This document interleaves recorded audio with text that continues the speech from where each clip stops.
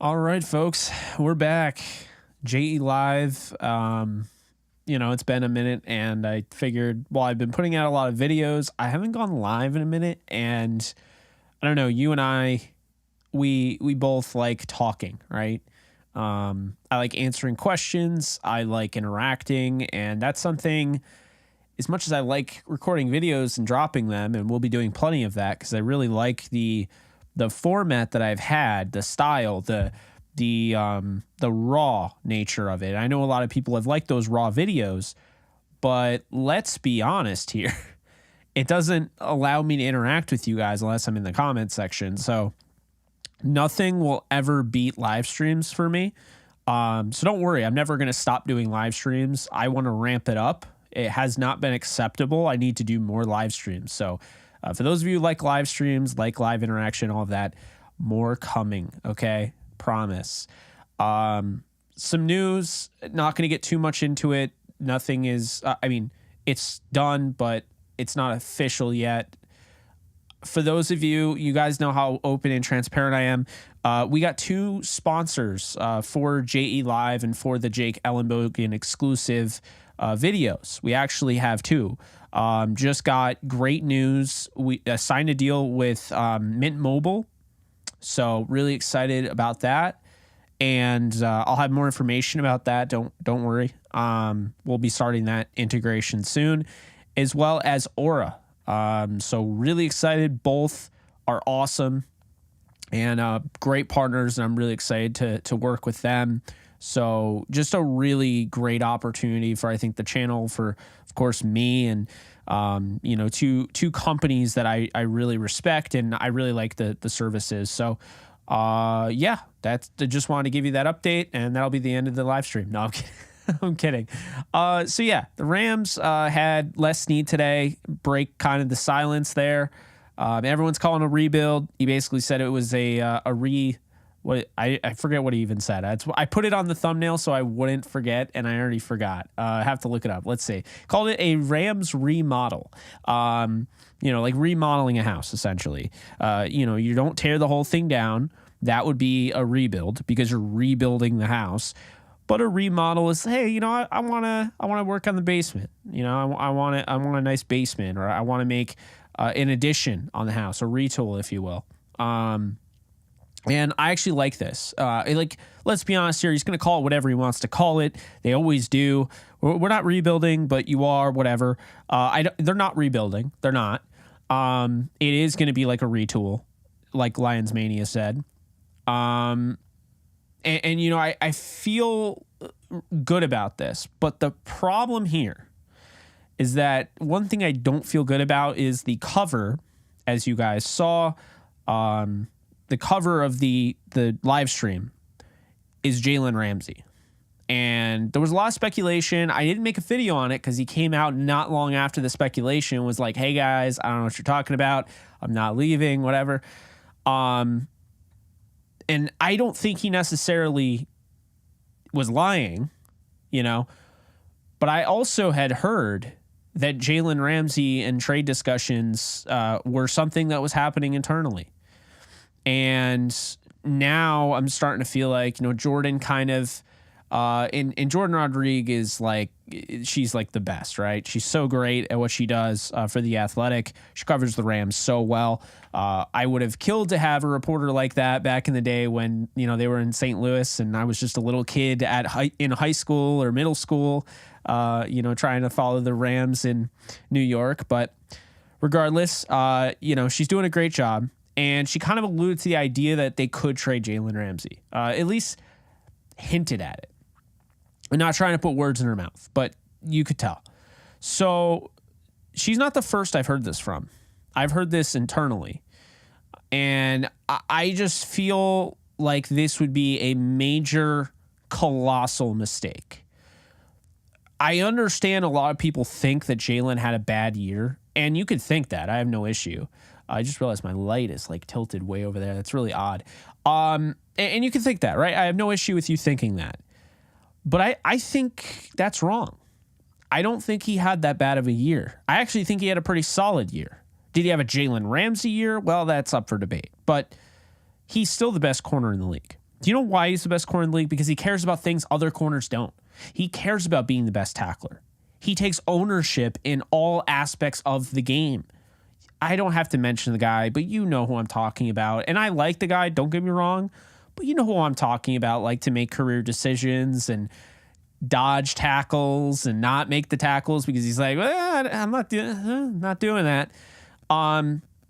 Even one of the best corners of all time, some say is the best. My biggest knock on him is that he wasn't a good tackler, Deion Sanders. At the end of the day, Jalen cares about all of the little things that it takes to be the best at his prospective position.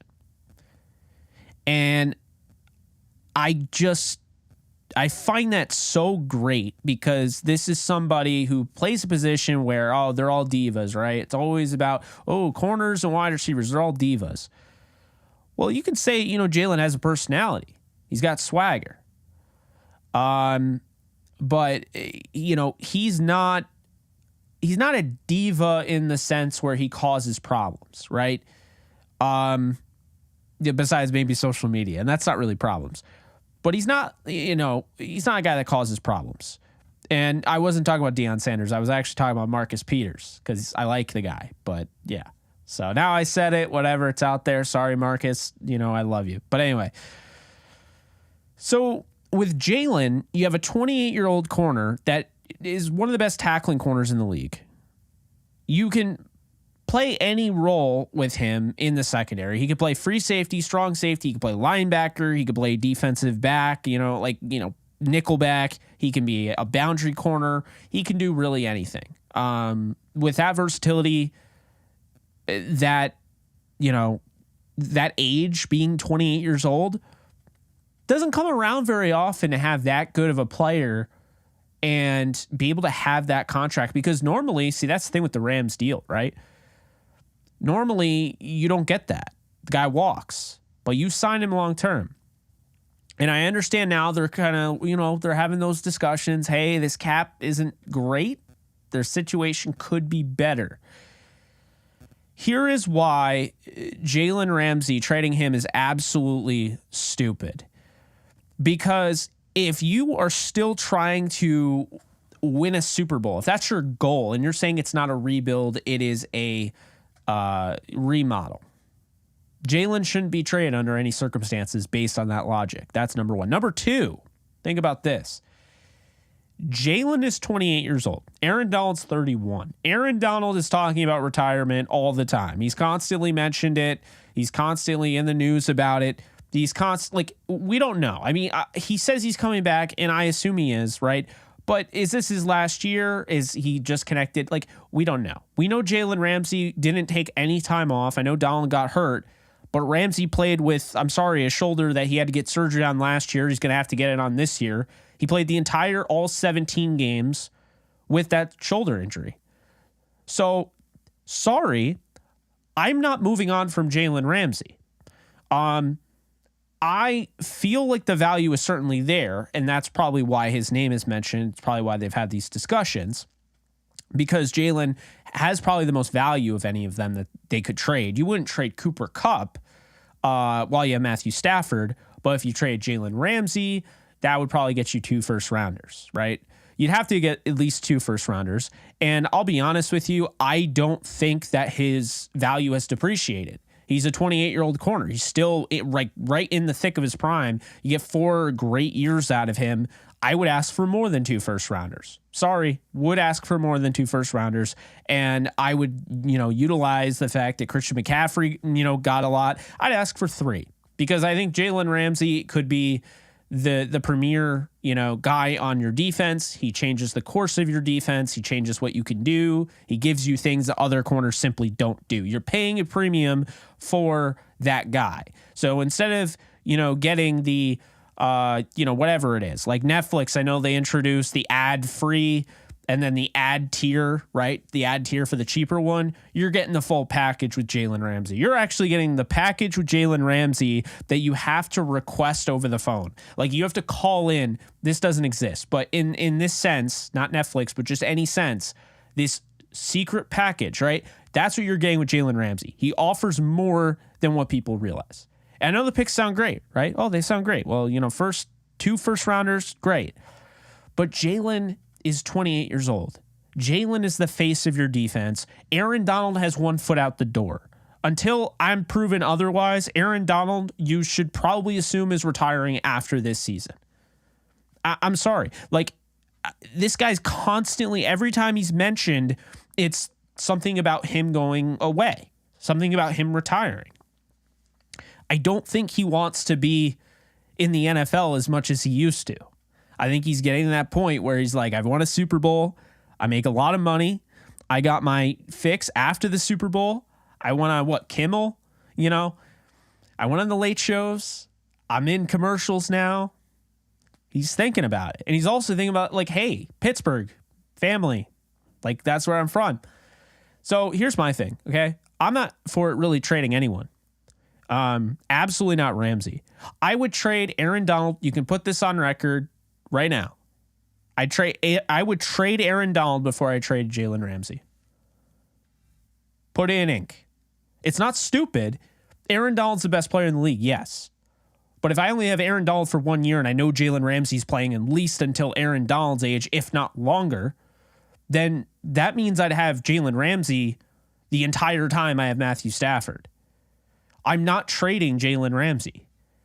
Jalen Ramsey isn't on his way out. Aaron Donald has 1 to 2 years left.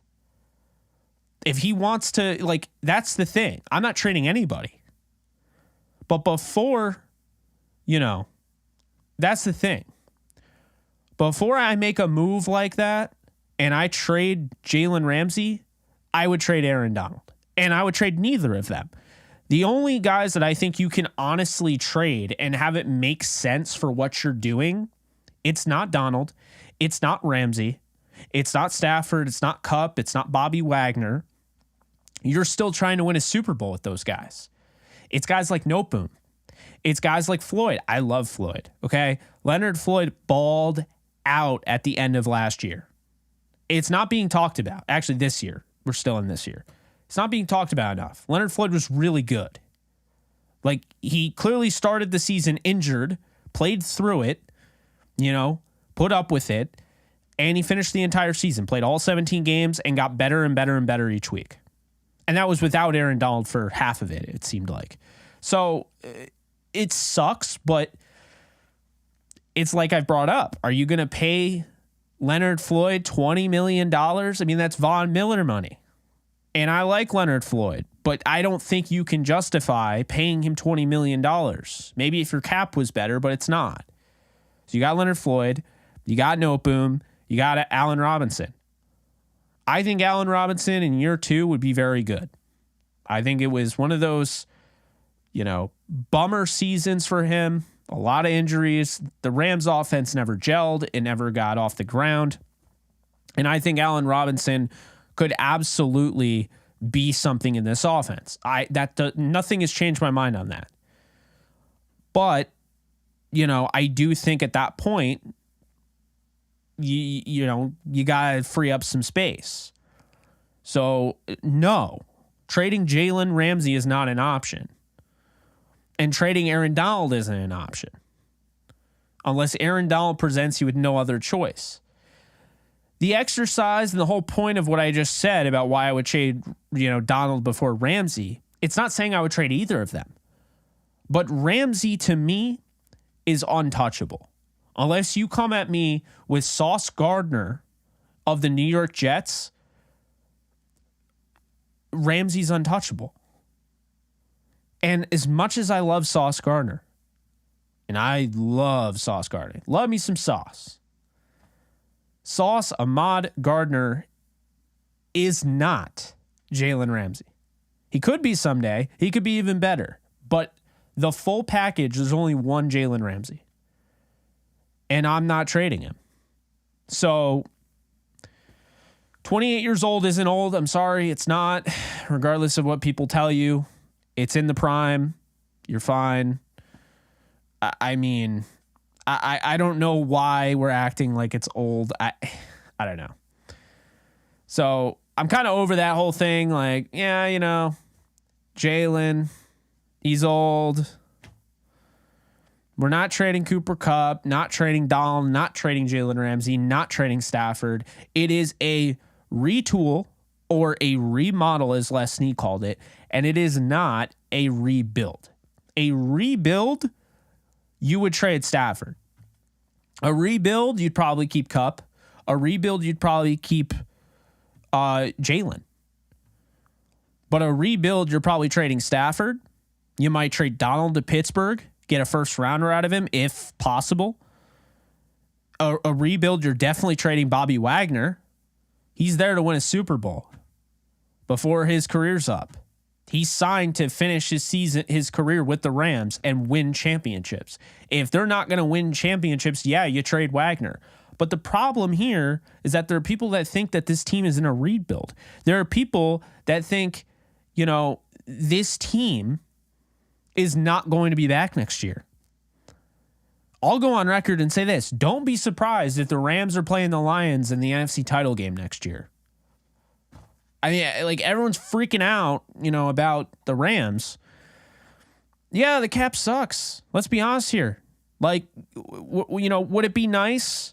Would it be nice to be like, what was it, the San Francisco 49ers back in the 90s? And be able to screw the cap over, just sign a bunch of guys to those ridiculous bonuses, and better yet, have no cap and win 5 Super Bowls? Yeah, it'd be nice. But you got to play by the rules. And I agree with you, Juan. Everyone is freaking out over one bad season, and there's no need to. They had an unprecedented amount of injuries. But let's be honest here. How the Rams respond to all this is going to lead to how the fans respond. And I can understand why people are upset or they're worried because they hear Ramsey rumors. And then on top of that, you hear the Rams are going to revamp their entire offensive coaching staff. They just fired Kevin Carberry. I got news for you. I understand the offensive line was bad last year. Okay. They were bad. They had a lot of issues with, the injuries. And I still think that was a big reason. They under no circumstances should have fired Kevin Carberry. That was ridiculous. That was a panic move. Unless they have a plan, which I believe they do. But I understand when you have fans that are following and all of a sudden they see this guy's let go, this guy's let go, this guy's let go. They're hearing about Jalen Ramsey potentially being gone. And now all of a sudden you start to buy into it a little bit and be like, wait a minute. I don't think this team needs to rebuild. I think this team can compete.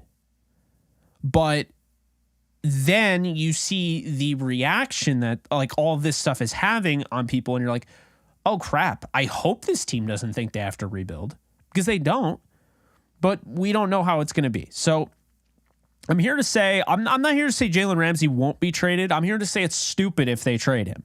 I'm here to give my thoughts on that, also to answer questions and talk about the latest, because while, this has become more of an NFL channel, and I did just post a Lions video, I'll be posting a Jets video about Derek Carr and why I believe he should go to the Jets. I think it'd be a perfect fit for both sides.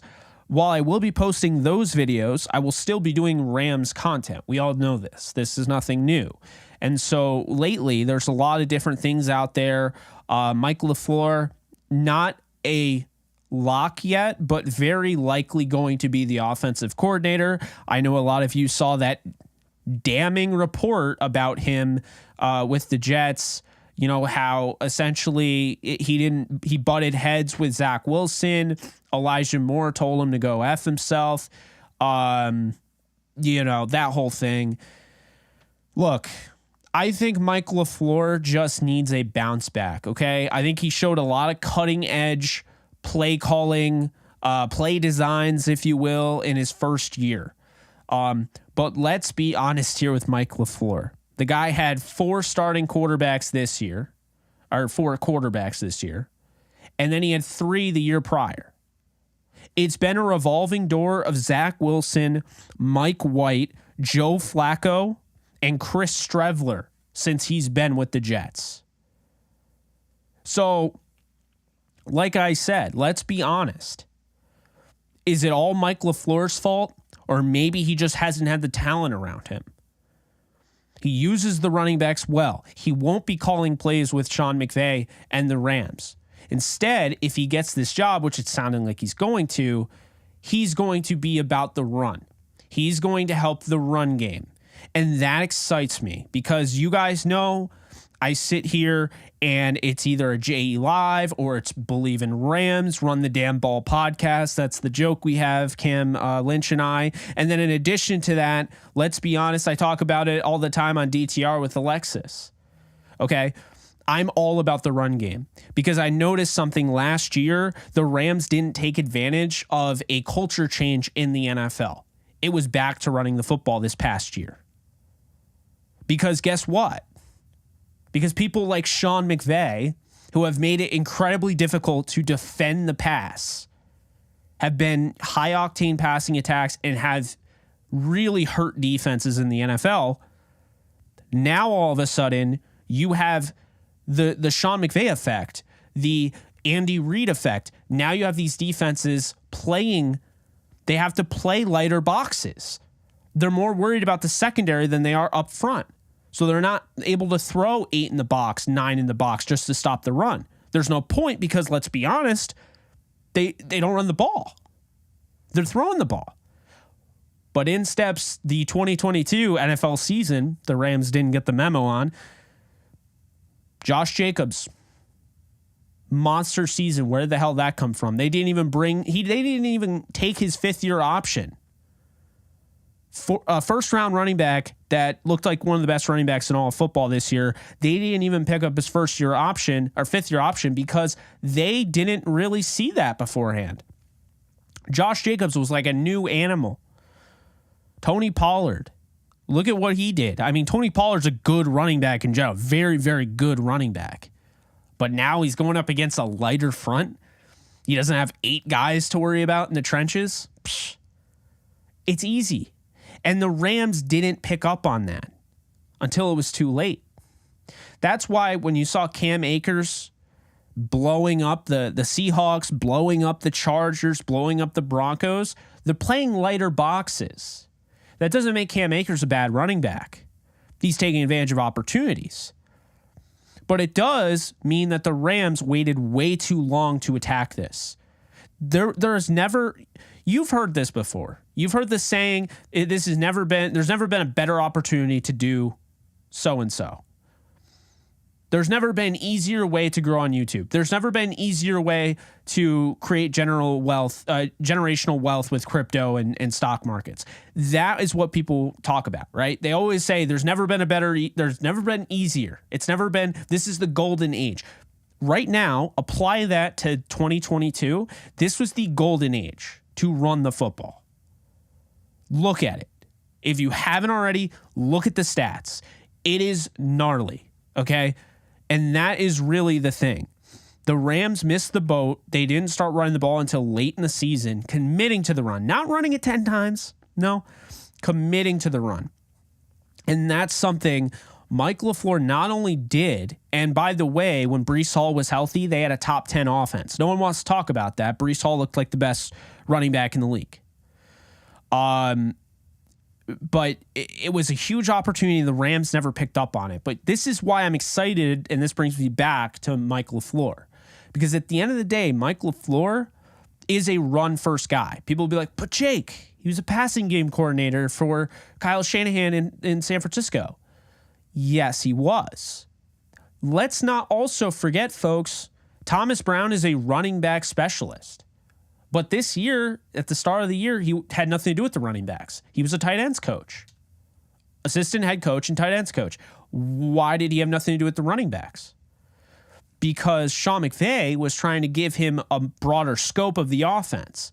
That's called developing. He's giving him more to do to basically push his palate out and become a better, well-rounded coach. And that is what Mike LaFleur is essentially doing. Because, I mean, let's be honest. Mike LaFleur is the run guy. But he had a lot of experience with the passing game coordinator. But another thing, because he's a run guy, because he likes running backs and he had experience at the passing game coordinator spot, well, guess what that means when he went to the Jets? He used the Jets running backs out of the backfield as pass catchers. And that is what really excites me. Think about the potential of Kyron Williams and Cam Akers in the passing game. Did you know that Mike LaFleur, he had under his wing 87 receptions by running backs out of the backfield? SeanMcVay didn't have 1 year since 2017. He took over as the Rams head coach. He didn't have 1 year where that was the case. All had fewer than 87. I feel like we really need to take this for what it is.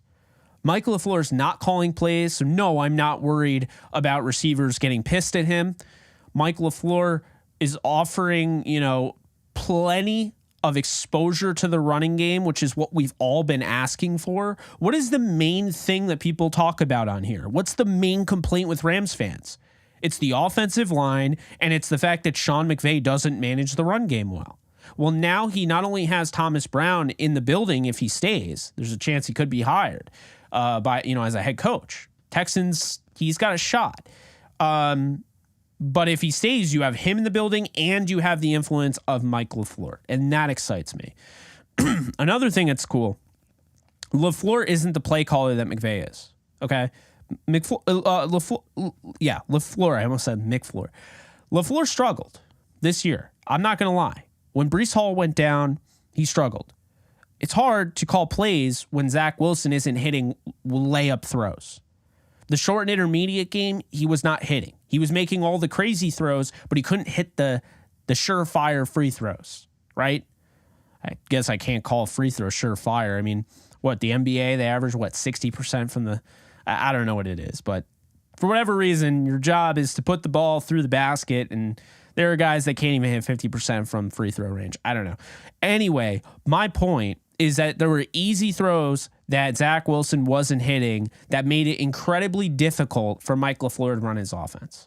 He had some cutting-edge stuff that he introduced in his first year. They use a lot of the gadget plays that you see with the Rams, but honestly felt like they were run a little bit, or they were designed a little bit better with Mike LaFleur. So I think it's exciting. You also have a wealth of knowledge. You get that Shanahan exposure inside the McVay organization. I think it makes a lot of sense. I'm excited about it. Another thing I'm excited about is Outen. Okay. I don't know if he's going to get a job with the Rams, but it sounds to me like the Rams are trying to interview Outen, who was the last 2 games of the year offensive play caller for the Denver Broncos when their offense finally turned it around.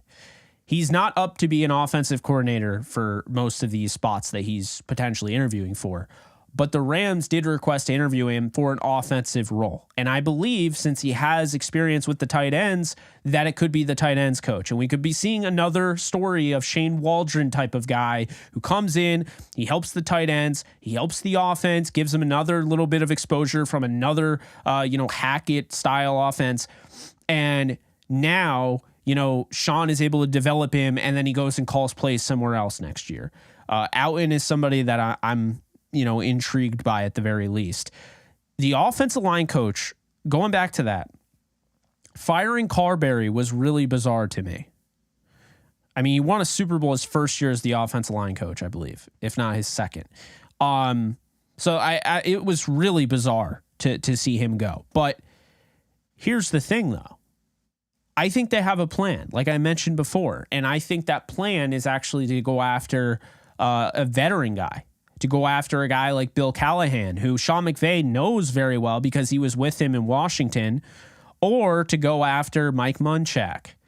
Now, there's a lot of pushback with Munchak, who is one of the best offensive line coaches in the league, well regarded, former head coach of the Titans. He was an offensive line coach for the Steelers and the Broncos. Let's put it this way, Steelers fans still miss him to this day and have no idea why he's not on the Steelers right now. He was out of coaching, and now there's a chance he wants to come back.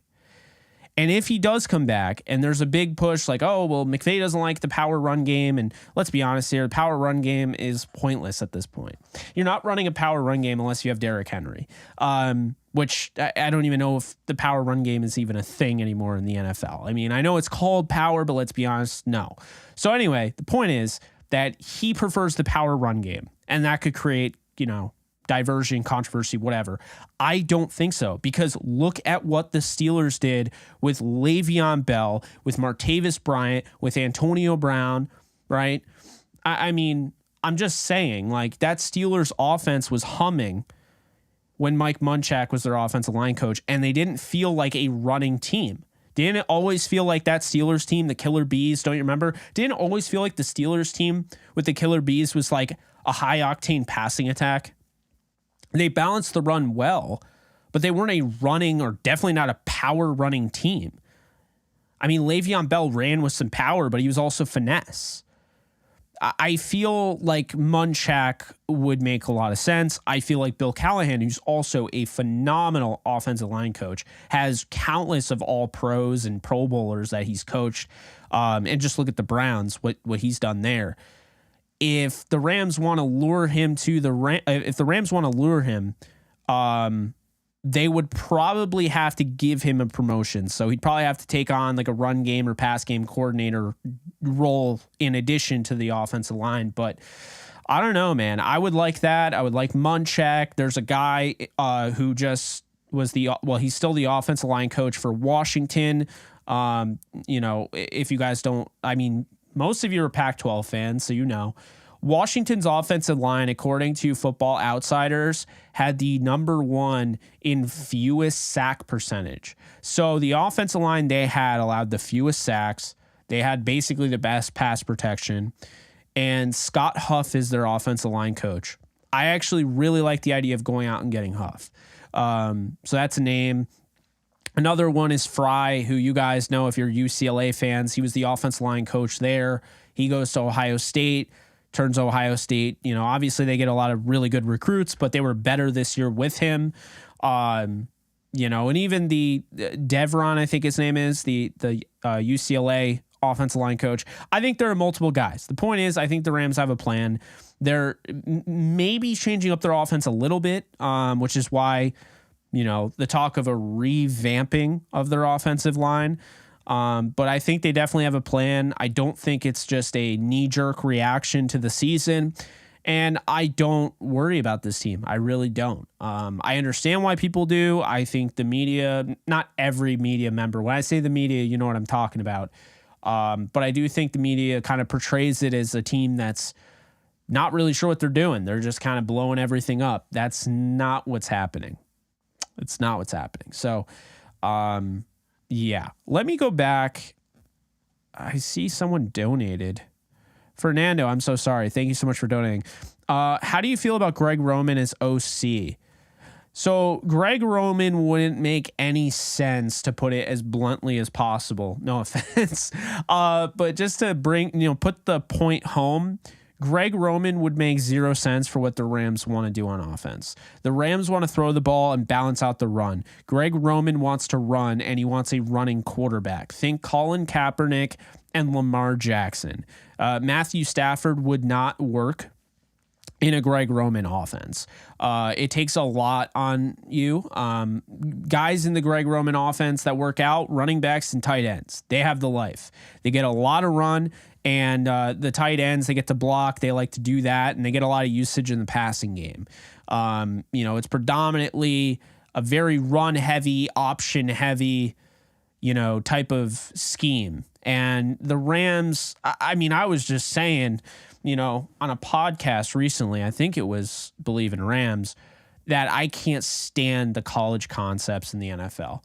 Like, congrats, Baker can run. Why are we running a quarterback keeper like this is college? That call in the last game of the year pissed me off so much. I'm still upset about it. I don't really see. Yeah, they're not going after Lamar. I don't see Greg Roman making any sort of sense. Not to, trash you, of course. I think it's a good question. But I just don't think it makes sense in the grand scheme of things. I think Sean wants to stay closer to what he runs, but have some outside influence. And while Mike LaFleur is similar because he comes from that Shanahan tree, and of course, Sean comes from the Shanahan tree, Mike Shanahan had that argument with people, Niners fans on Twitter thinking that Sean McVay came from the Kyle Shanahan tree. Like, no. But yeah, like he has that Shanahan. There's a Mike Shanahan and John Gruden-esque thing to his offense, right? And then he has his own thing. It's like a modified West Coast style. That's the best way to describe it in simple terms, I think. Modified West Coast style. But you're getting the wrinkles, you're taking things, and it's like a fountain of knowledge, essentially. You're getting all these guys and you're getting different, information from them. And I think it makes a lot of sense. So I am all for LaFleur. I think he makes the most sense right now. I don't think Reich is coming, because if Reich shows up with the Rams, he's only going to show up if he's the play caller. Like, let's remember something here. Frank Reich isn't taking a lesser job than at least an offensive play caller, because Frank Reich wouldn't even, it was the big controversy, Frank Reich wouldn't even give the offensive play calling duties to Marcus Brady, who was the offensive coordinator. Remember, everyone was pushing for Marcus Brady to get it. Then he got fired, of all crazy things. I mean, the poor guy never got a chance to even call plays. So wouldn't give it to Brady.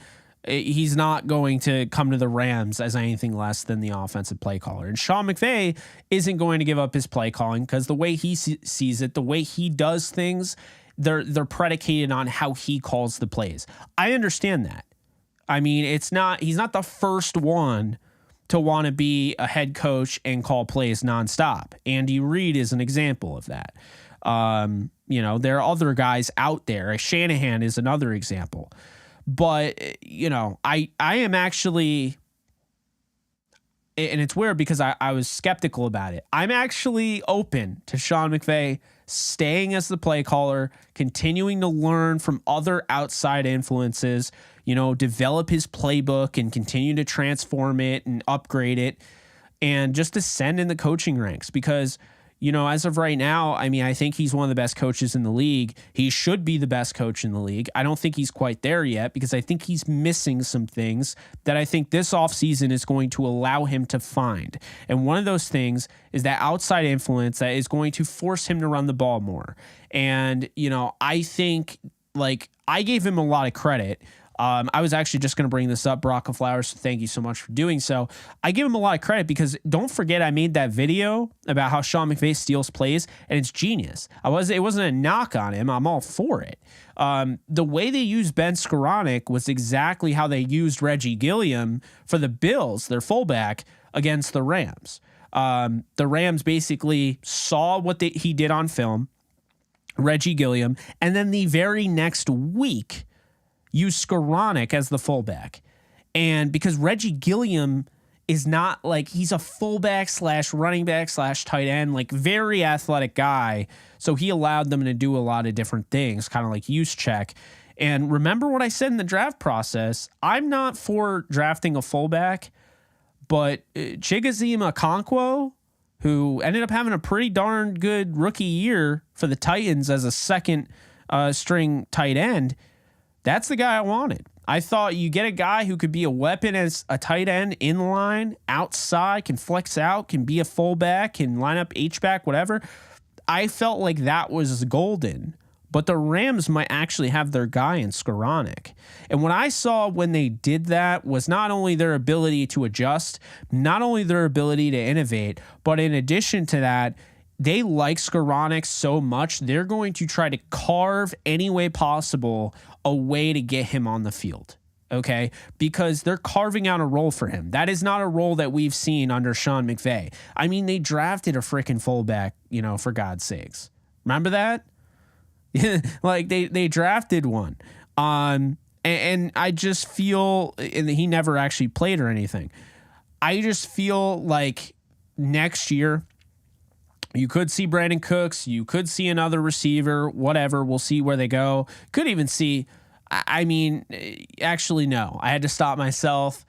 The only receiver that you won't see, because Michael LaFleur is probably going to be the OC, is Elijah Moore. Because Elijah Moore hates Michael LaFleur.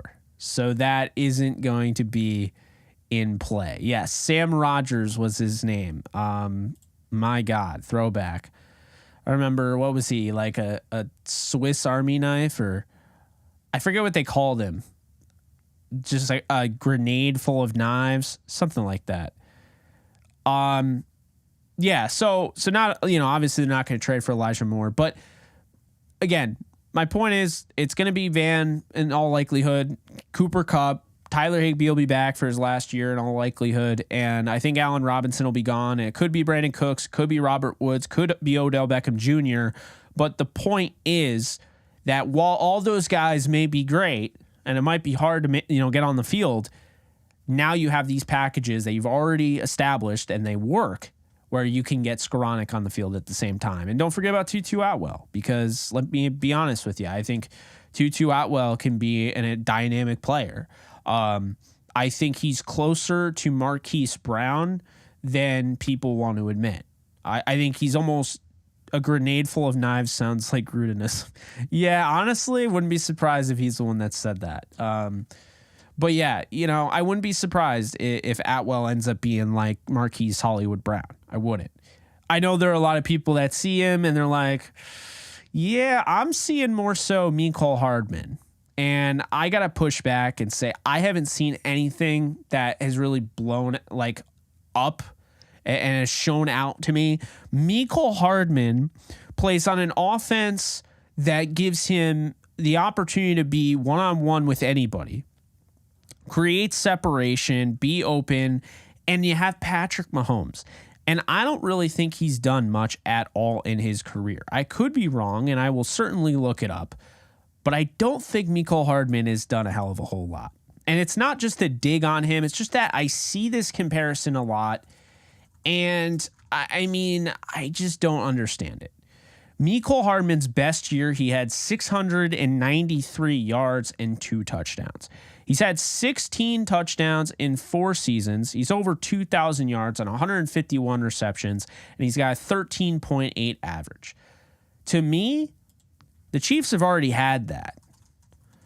The Chiefs have already had that player, and that player, my friends, is Donnie Avery, who was drafted by the Rams coming out of Houston in the second round, 33rd overall in 2008. Donnie Avery had a cup of coffee with the Chiefs towards the end of his career. Almost identical stats. He played longer, of course, because I think, Hardman's been around for 4 years. Yeah, Hardman has been around for 4 years. He's got 2,088 yards. Donnie Avery was around for, I think, 6 years, and he's got 2,861 yards. Donnie Avery's got 218 receptions all time, and Mecole Hardman has 151. Touchdowns, Donnie Avery has 14. Mecole Hardman has 16. I think he's Donnie Avery. Avery had a 781-yard season, and he had a 674-yard rookie season with the Rams. And I loved him. I loved Avery. And I think with a real offense, I think he could have been something.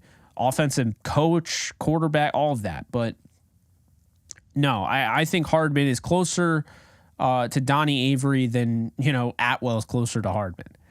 I think Atwell is showing you signs he can be Marquise Hollywood Brown. That's what I think. That's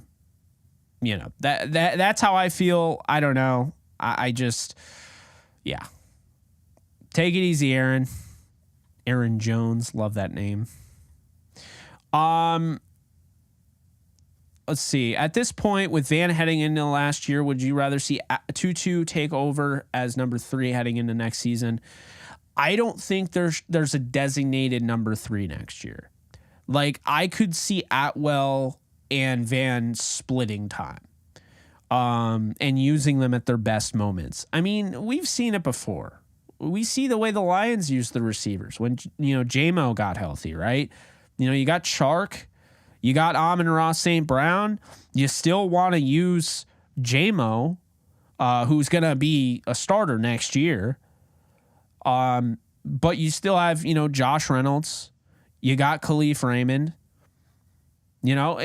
Obviously Cooper Kupp doesn't come out of the rotation unless he absolutely needs a break. So you keep him on the field almost the entire game, just like Amon-Ra. But everyone else can rotate. And we've seen that. And it works. So it gives you different looks. It's harder to defend. There are different archetypes. It's way different. When you have to defend Tutu Atwell, that's speed. And then the next play, you have to defend Ben Skoranek, who's a completely different type of wide receiver and can create even more separation because he's a very good route runner. And then you go back to Tutu Atwell. And then, oh, by the way, we're going to hit you with a Van Jefferson here. And then, maybe we'll hit you with Bryson Hopkins, flexed out wide, or Tyler Higbee. And now you're getting different looks. And now with Mike LaFleur, and again, not a guarantee, but very likely offensive coordinator, you're going to get that mix of the running backs. I'm sure you'll get more Kyren Williams out of the backfield, more Cam Akers. And so now you've created all sorts of different looks that you could show to a defense and really create different mismatches and force them to do different things. So I believe that's how I feel about that. What's your thoughts on the Bears? Detroit fan here. Yeah, so I don't know. I might have said in my Lions video if you didn't see it, but I don't know where the Bears are going. I don't know what is their, not purpose. I think that's kind of rude, but what's their direction? They have the number 1 overall pick, and I'm not 100% convinced that CJ or Bryce, and Bryce is my number 1 quarterback as of right now, but I'm not convinced that neither of them are better than Justin Fields.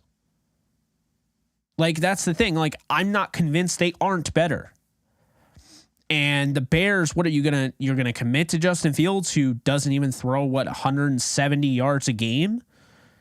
I don't know, man. I know Justin Fields runs a lot, and that's not conducive to long-term success. We saw RG3. We saw how quickly RG3 lost his legs. We saw Colin Kaepernick. We saw how quickly Colin Kaepernick lost his legs. Those guys had to work as pocket passers, and it didn't work out. Fields is one of the hardest evaluations I've ever seen because he's literally nothing like he was in college. College, he was a gunslinger. It feels like in the NFL, he doesn't want to throw. But at the same time, what do the Bears have? I can't necessarily blame them. Oh, my God. The Bears could get Greg Roman. I would not be surprised if they did that. That would be something. Unfortunately,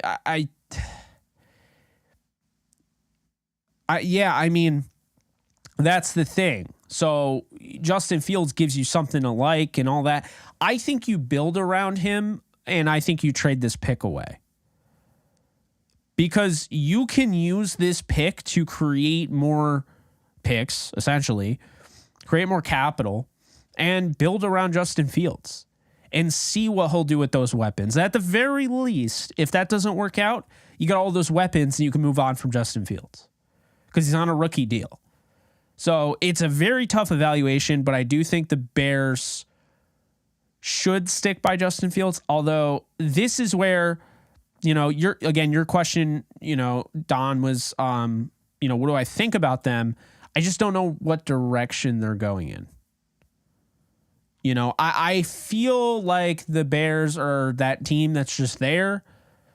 They might not be just there. They might be in the thick of things in 3 years, but I don't think they're a team to worry about if you're a Lions fan.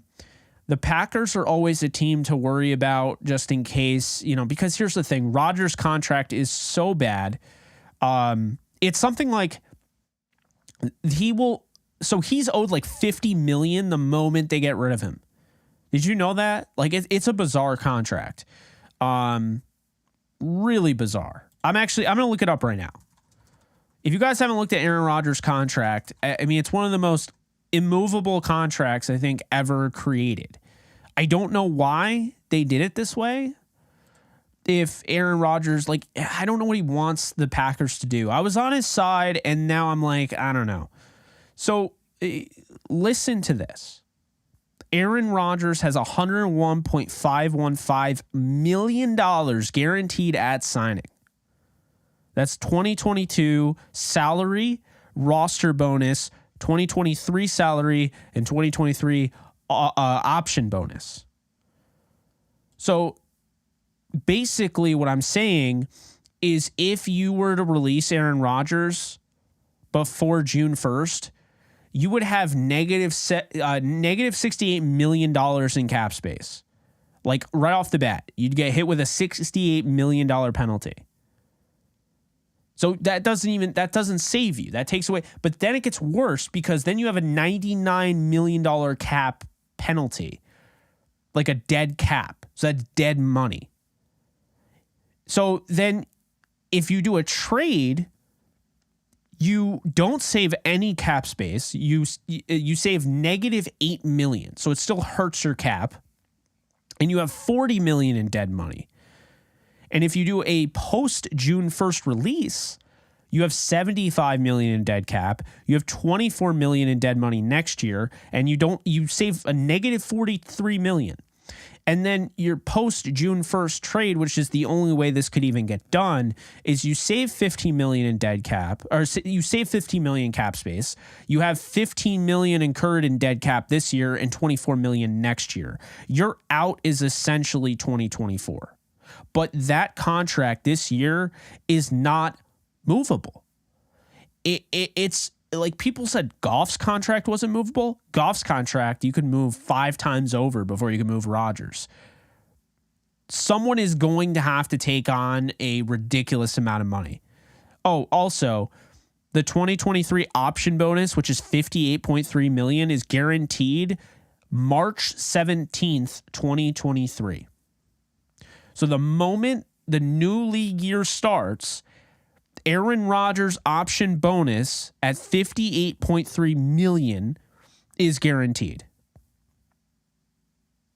It's bizarre.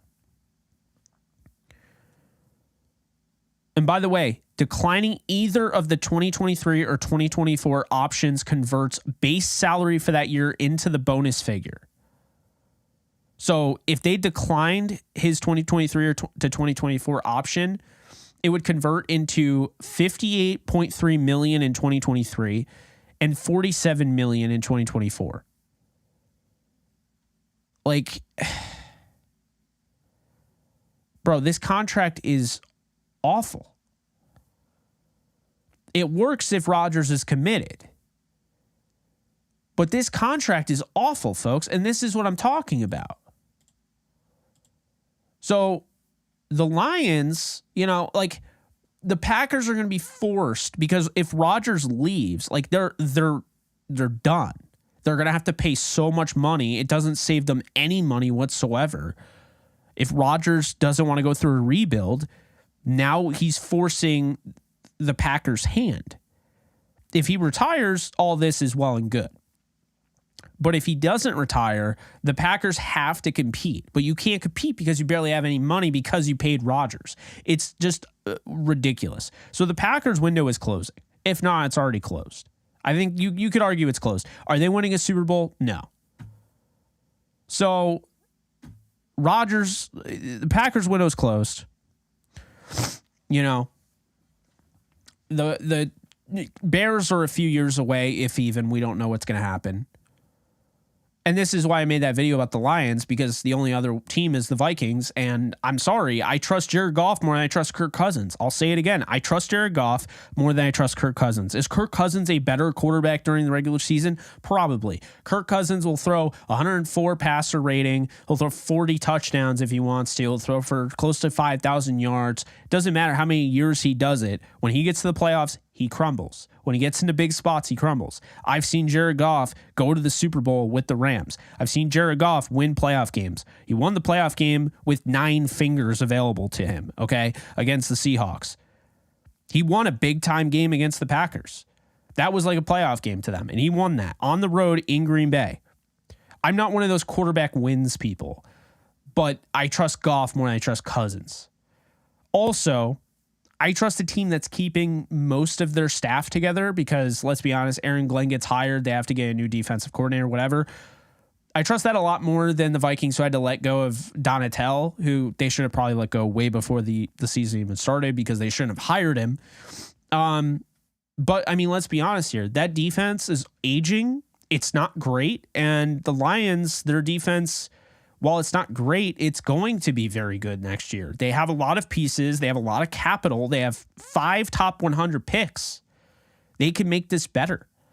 So, yeah, I know I went on for a while, but to answer your question, basically adding on to your question, that's why I think the Lions, it's their division. I wouldn't worry about the Bears. I wouldn't worry about the Packers. The Vikings will be in contention, but I think the Lions are clear-cut favorites to win the NFC North next year, and I don't think it's relatively close aside from the Vikings. Let's see here. Damn straight Jake Cousins folds like a deck of cards. I defended him for so long. I've been pro Cousins. I said this year was going to be it. I'm done. I saw it this year. The check down on 4th and 8 literally sucked the Kirk Cousins fandom out of my body. I was done after that. That was pathetic. I don't know.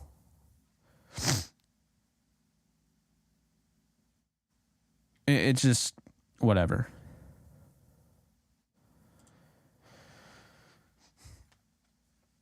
Yeah, it's interesting with the Niners and Brock Purdy because if Purdy doesn't win the Super Bowl, then is it a losing? Is it a down year? Is it a missed opportunity? Do we look at this as, wow, look at what he did? Or do we look at this like, nope, we got to figure out a way to develop Lance?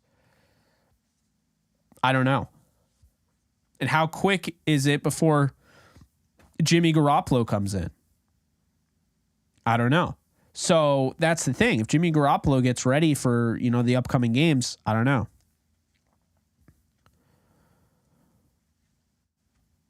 Oh, yeah, we'll be covering that on a pod for sure.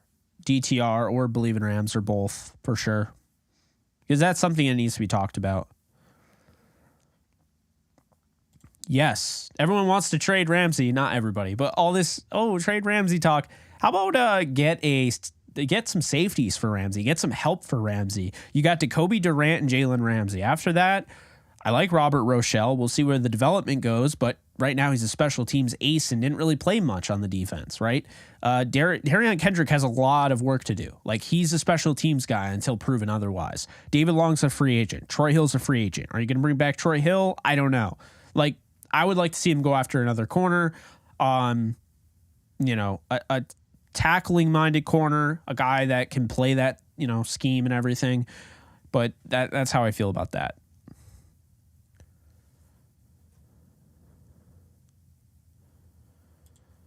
Yeah, exactly. He makes you look smart. I've done a lot of research myself, watched a lot of tape on him. He makes some wow throws. He's good. Kirk Cousins, without a doubt, is a top half of the league quarterback. And what I mean by top half of the league is he's top 16. But if you want to win a Super Bowl, like, he doesn't do enough in the moment.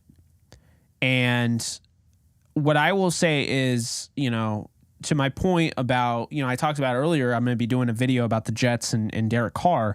I thought Derek Carr was that guy. And I gave him a lot of flack because I was watching him and I got all, emotionally invested in the game. And I tweeted it out. I'm like, Derek Carr's not winning you a Super Bowl, whatever. He's not the guy, whatever. I think it's more so the Raiders aren't the fit anymore. He needs a new place. And I think the Jets make the most sense. They have a really good defense. They got, potentially the best running back in the league when healthy. Breece Hall was leading the league in rushing before he tore his ACL. You got Garrett Wilson, who is 1,000-yard receiver his rookie year. You got a good tight end room, headlined by Tyler Conklin. The offensive line is good when healthy. And again, like, you have everything is there. The Jets are a quarterback away. If they get Lamar Jackson, yeah, they could win the Super Bowl, but they're going to give up 3-4 first-round picks. It's not even a guarantee. Then they have to pay a guy who misses 12 out of the 17 games every year, it seems like. They're going to have to pay him $40-something million. This is also coming from somebody that loves Lamar Jackson, okay? So I think, Derek Carr makes the most sense. And Derek Carr is one of those guys. He might not be the sexy move. He might not be the guy that's going to blow you away, but he's the right move because this team this past year, Derek Carr doesn't miss many games, and this team this past year played 4 quarterbacks. 4. Mike White, Zach Wilson, Joe Flacco, and Chris Streveler. 4 quarterbacks. And then the year prior, they played 3. This team needs stability at the most important position to win a football game, and that is quarterback. And so I think Derek Carr makes the most sense for the New York Jets. I think they could sign him. I think the Raiders are going to move on from him. They can get out of his contract. I know he has a no trade clause, but let's be honest here, he's not staying. He doesn't want to stay. There's a lot of stuff out there that he and McDaniels didn't get along. Josh McDaniels, I've never really been high on anyway. It seems to me like Tom Brady is probably going to go to the Raiders. He'll have weapons. He'll be in Vegas, and he'll have Josh McDaniels, who he was with for a decade. That's where I see him going, and I see Derek Carr going to the Jets. Tom Brady's not going to the Jets. No. Tom Brady wants to go where it's warm. Tom Brady could go to the Miami Dolphins if Tua leaves. Wouldn't be surprised. Loves Miami. We know that. Wouldn't be surprised, but no, Tom Brady will go to the Raiders, I think, or retire. Maybe with the Patriots again, and then the Patriots trade Mac Jones. I don't know, but yeah, that's how I see it going. I could see that, except the climate, man. Do you really want to play in Foxborough? Do you really want to play in the cold? You're this close to retirement. Like, Tom Brady wants to be in the warm weather.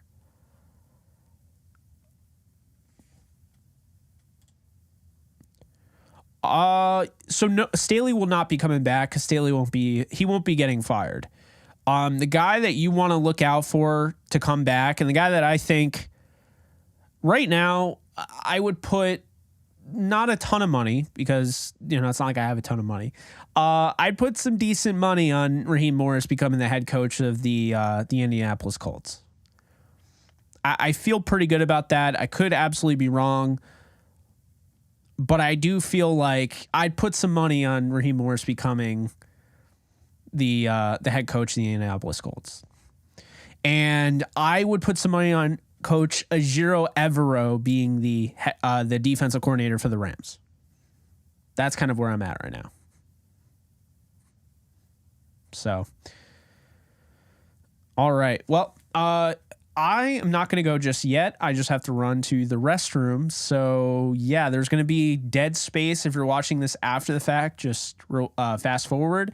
If you're watching this now, I'll be right back. So, if you can wait for me, that would be great. Kind of awkward, but man, I got to go to the bathroom.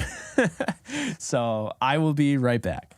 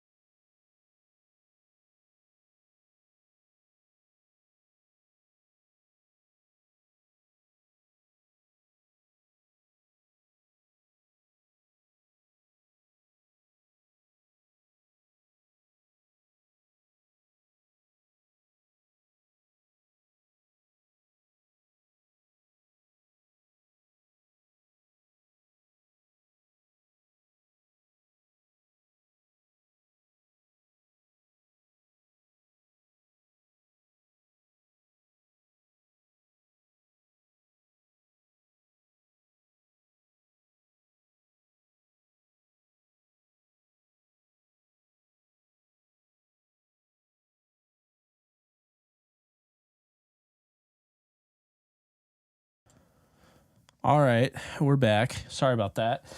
I'm trying to get into a better drain the snake. I just saw that. I'm trying to get into a better habit of not ending streams abruptly because I have to go to the bathroom. I've done that so many times, you guys don't even know. But I mean, we're having fun. I'm not in any hurry to get off, so you know. Figured if you guys can just wait like 5 minutes, we're good. All right. I think it's better than just a screen. I don't know. The whole thing about me is that while I can be professional, I'm still a personality. You know, I'm 27 years old. You know, I still have this setup. It's not like I'm in a studio, like not like the studio that I had, like a legit like ESPN studio. So I think that's kind of the funny thing is, but thank you, Lions Mania. Who doesn't wash their hands? That's disgusting.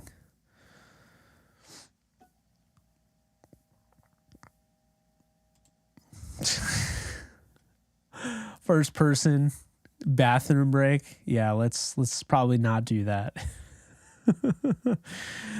Oh man.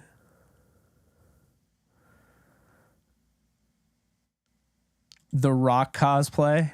Is that where I'm at right now? With the long black shirt and the chain? I didn't even think about that. Thank you, Jordan. Yeah, anyone that doesn't wash their hands is a little weird. I don't know. Vegas Brady, yeah. This commercial break was brought to you by the Rams soft shell defense as a reminder to sometimes step away. The stream is brought to you by Ultraman. Oh my God. No, definitely not.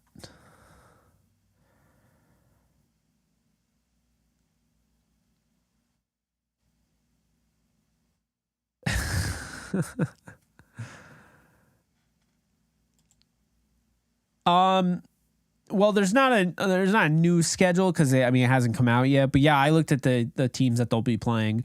Huge meetup opportunity. If you guys want to meet me, not trying to be egotistical or anything. I just know a lot of people ask me, "Hey, when are you going to come to a game?" I mean, it may not be SoFi next year. We'll see how it goes. I would like to go. We'll see. But it will be MetLife Stadium. I will be at that game, barring an unfortunate circumstance with me that involves me not going. But in all likelihood, I'll be at that game. All jokes aside, Rams versus the Giants. Sign me the hell up.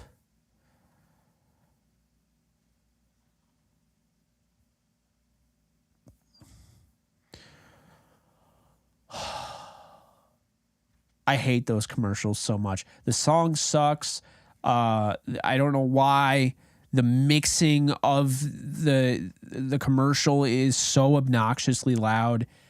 I hate it. Have it your way. Like, oh God. Yep. Always at BK. Oh God.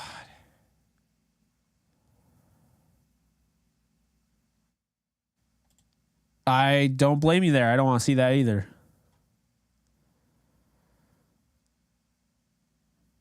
Bro, they're straight up evil. I hope I'm not ruining a potential sponsorship opportunity. I probably am, but whatever.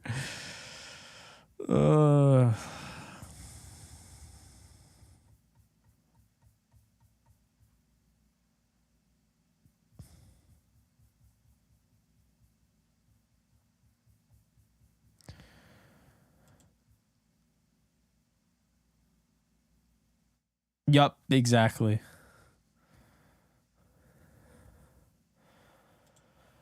I'm never gonna start GoFundMe, fund my contract.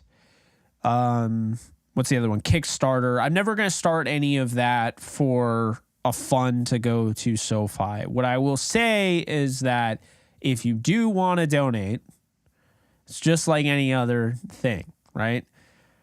You can do the super chat, and that's great. but they're not like, you don't have to do it. Like, never feel like you have to donate to my channel. But if you would like to, I'm not going to lie, that would help. So that's how I would answer that. You can absolutely donate to me in the chat, but I won't be doing a donation. Like, I won't be doing a fund to go to SoFi Stadium. To me, GoFundMe, all that stuff is for some like needs, you know, that's what it's for. It's not, and whatever, people use it however they want. That's for me anyway. I would never do that.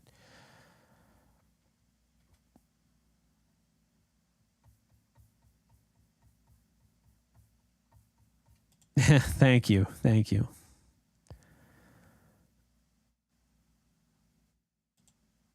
Well, that's true. And if I did go to SoFi, I'd probably go with my father. So you get to meet Mr. Ellenbogen, big old Jason. But I'd probably go with my father, and we would definitely all link up for sure.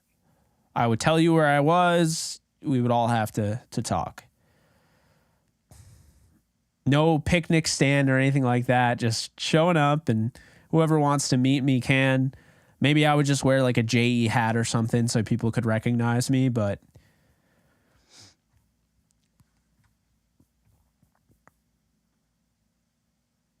that's a deal.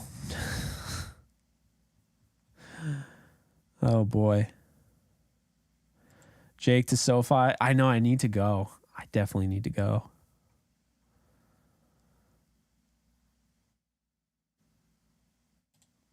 Well, so here's the funny thing. They built it so they could host all the events, all of them. The problem is that it's a canopy and it's not technically an indoor stadium, so you will have rain dripping into it. So therefore, they can't actually host any, like the NCAA title, they can't host a Final Four there because of that.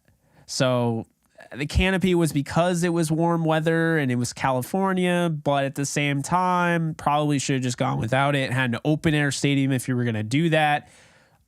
Still looks beautiful either way. I mean, I saw it in pieces when I was there the last time and they were building it, but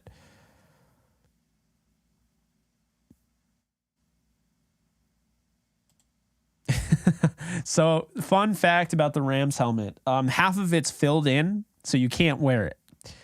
Yeah. That's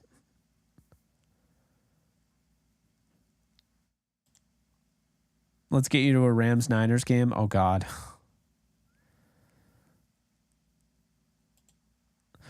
Oh, 20,000 subs. Man, I'm dreaming big. Like let's get to 100,000. Let's get that silver play button in the background. I could use something in the background, so silver play would be nice. 100,000 subscribers. Let's get that check mark.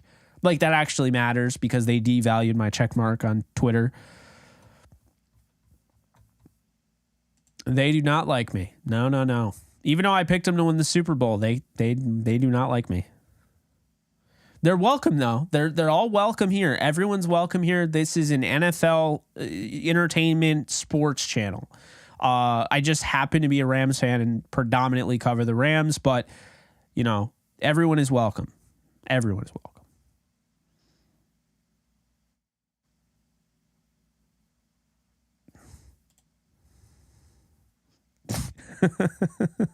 Except for Crown Munchers. Oh, man. Bro, isn't it obvious they do? Like, look at how many Niners fans are in my mentions all the time. I'll talk about freaking, what was it? I made a post about the Mandalorian season 3 and this dude's like talking about the Niners. Like, I don't know, man.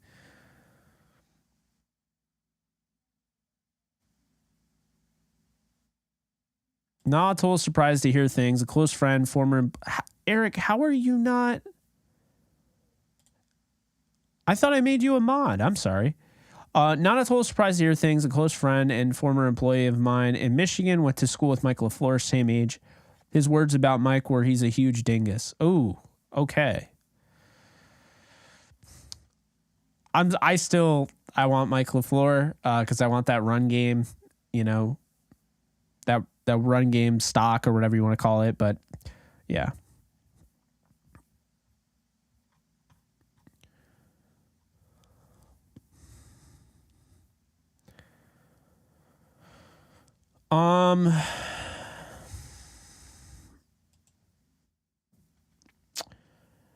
That is a loaded question. Okay, so do I think the Rams can get a good corner for A-Rob? A-Rob's contract is not great because he's coming off back-to-back seasons where he didn't, he has a total of 800 yards tops. So his contract isn't great, $15 million a year. I think you'd be lucky to get some picks for him, honestly. He's talented, and I still believe he would have success, but I don't think teams are going to give up a top cornerback for that.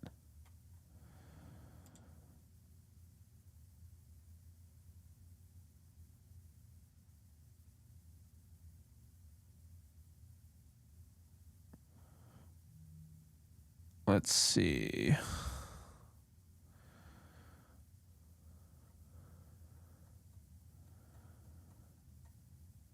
Yeah, the Mandalorian trailer was sick.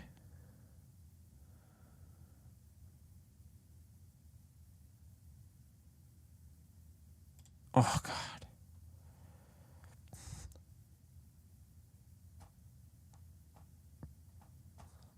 My Lord.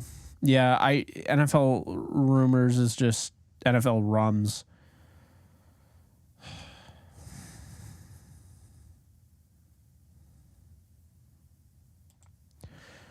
I'll go with Marvel easily. I like Star Wars a lot, but I'll definitely go with Marvel. Why does it seem so dark back there?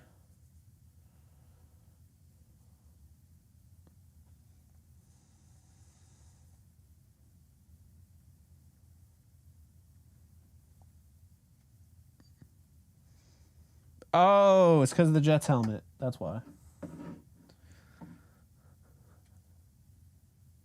I don't know. Maybe it wasn't. Maybe I'm losing my mind. That's certainly possible.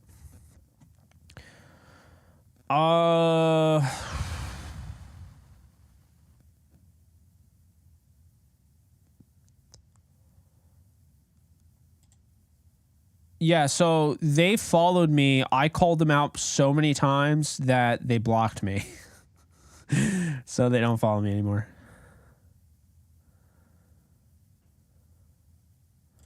I think he could. I wouldn't rule it out.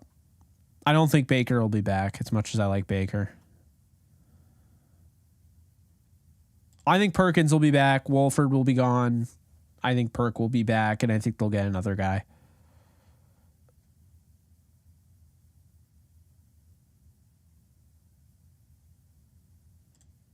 Yeah, sadly, they'll never understand. I wouldn't count on it. I'm not saying he won't be back for sure, but I don't like the odds of it. I feel like he's going to want to be a starter, and he knows he won't be a starter with the Rams. So,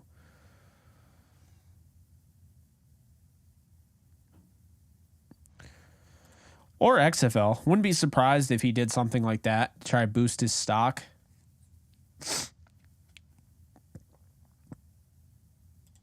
Oh yeah, I'm all for yellow jersey. Make it known, make it like, hey, we're doing the yellow jersey to pay homage to the 51 team, and maybe have a 51 patch on it or something. That would be so awesome. I would love that. But you guys know, I'm a Rams football historian. I love all that old stuff. I've talked however many times about Bob Waterfield and Norm Van Brocklin, the Bull Elephant backfield, Elroy Crazy Legs Hirsch, so.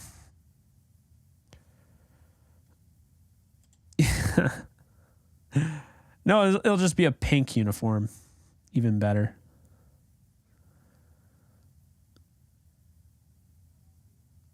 They might. I don't know and can't confirm.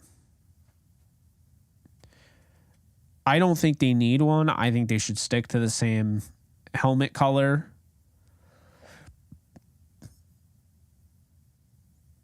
but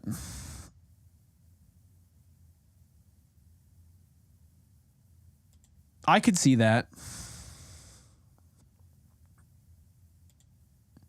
The fact that there's no 1951 championship banner when they literally won a championship in Los Angeles in 51 is just bizarre to me.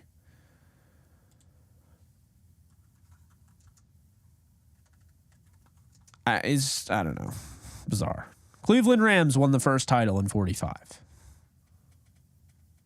Okay, like, I get that. Not having that up there, whatever. I still think they should. I still think they should hang banners for all of them. My Kansas banner behind me shows all of the years they won.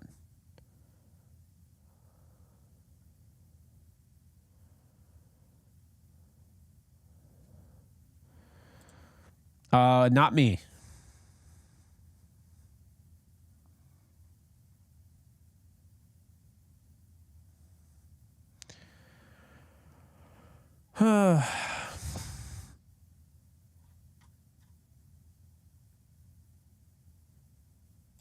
Oh, yeah, definitely.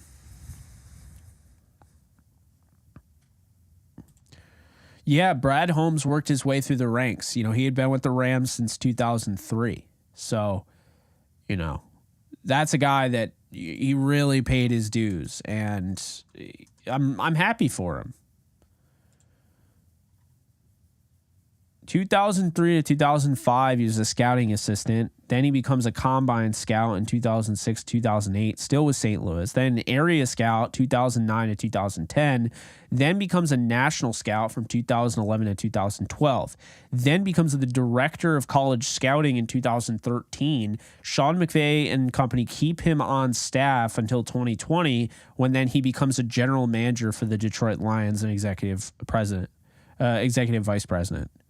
So big ups to Brad Holmes, who has he's done it all. I mean, the guy, great come up. You know, he started as a public relations intern in 2003 with St. Louis, and he had a good relationship with, the current Rams running back coach.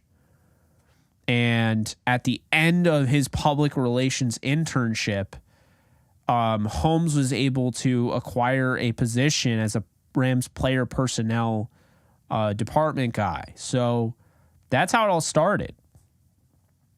And I mean, he worked under Les Snead, he worked under Billy Devaney, Charlie Army. I mean, all these guys. You know, I mean, he found talent. Found guys like Corey Littleton, UDFA. Found guys like Farrell Cooper, Cooper Kupp, obviously, Todd Gurley, Jared Goff, Aaron Donald. I mean, yeah. Brad Holmes is awesome. Definitely should be rooting for Brad Holmes.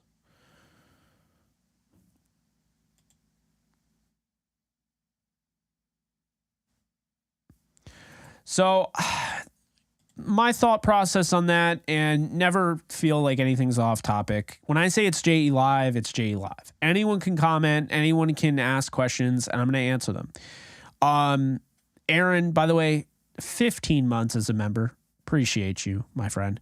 But anyway, what I was saying, the KU Kansas State game I watched, and I gotta say, Kansas State exhibits this next level version of little brother syndrome. I mean, I understand beating Kansas is a big deal. You haven't done it in the last 7 times, but holy hell, just storming the court like that and just having like a parade like you just won the title is kind of weird to me.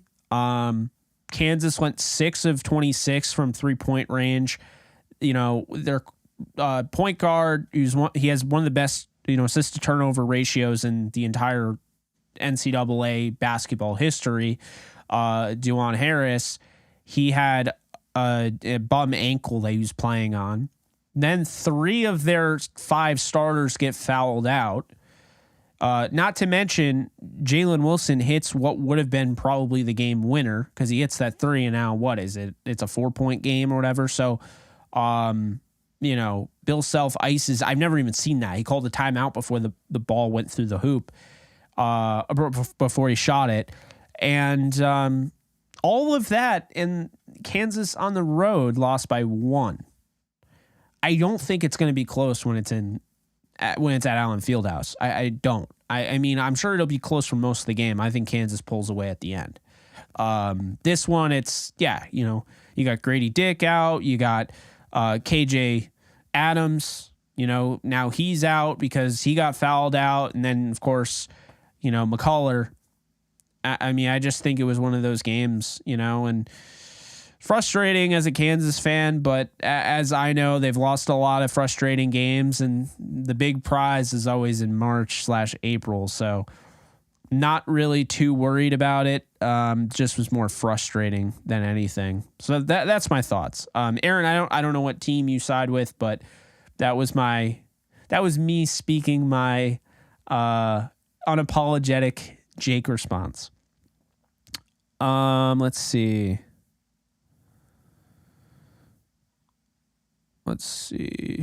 Yeah, he's incredible.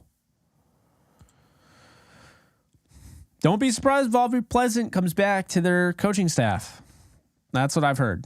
I don't know what role. I don't think defensive coordinator by any stretch, but don't be surprised if he's back. Next year, I think they win 11 games as of right now, based on everything that I know and what I don't know. I'd say the Rams win 11 games with a third place schedule. I think that's fair. Maybe 12.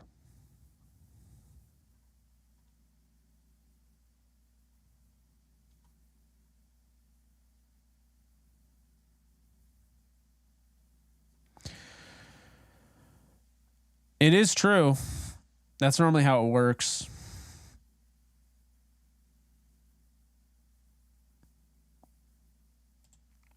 He doesn't have everything to do with that.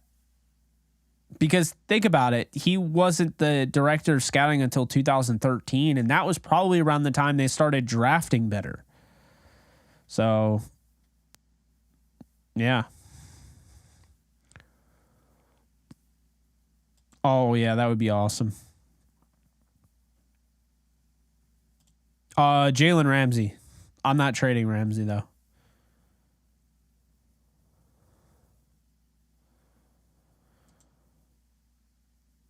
Yeah, I really, really liked the Last of Us pilot. I thought it was very well done, felt really true to the source material. I think it's going to be awesome. I think it has a chance to be show of the year, depending. We'll see, but,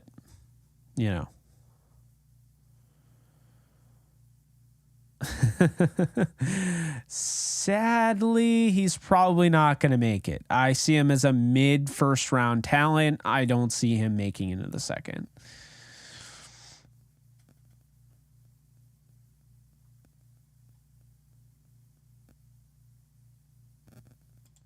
Yeah, I think, it went under the radar for sure. It was one of those kind of bittersweet moments. You get 2 third rounders for him.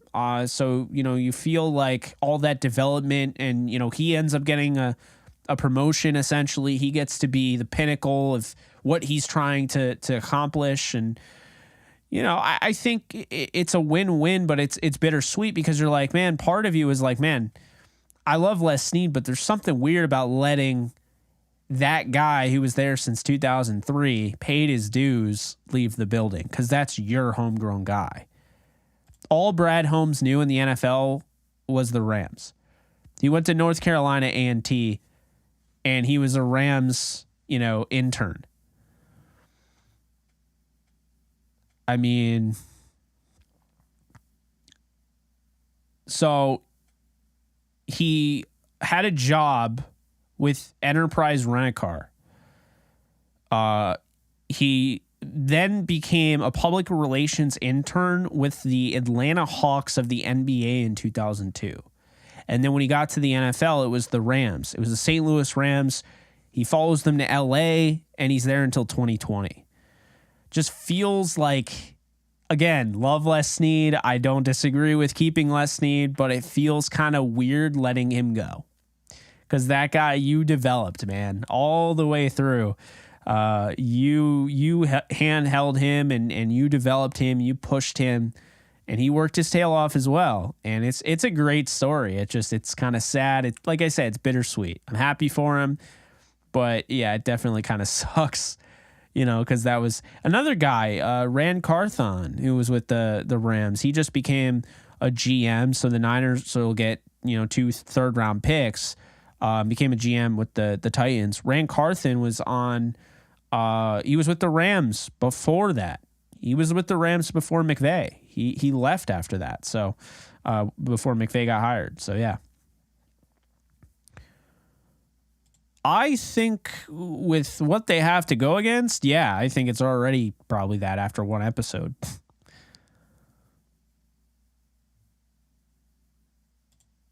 Yeah, I would agree with that.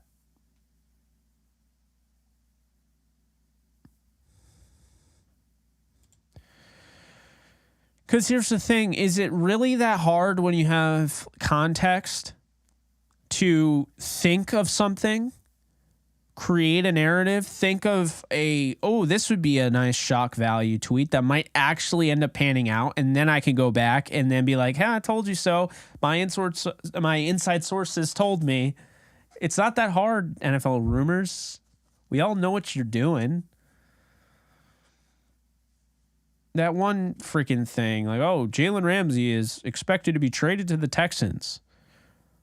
Like, I don't know why you'd put a name to it, but you could do Jalen Ramsey is expected to be traded. It's really doesn't have much risk, because if he doesn't get traded, you say, well, it fell through. Saying he's expected to get traded to the Texans, well, that's stupid.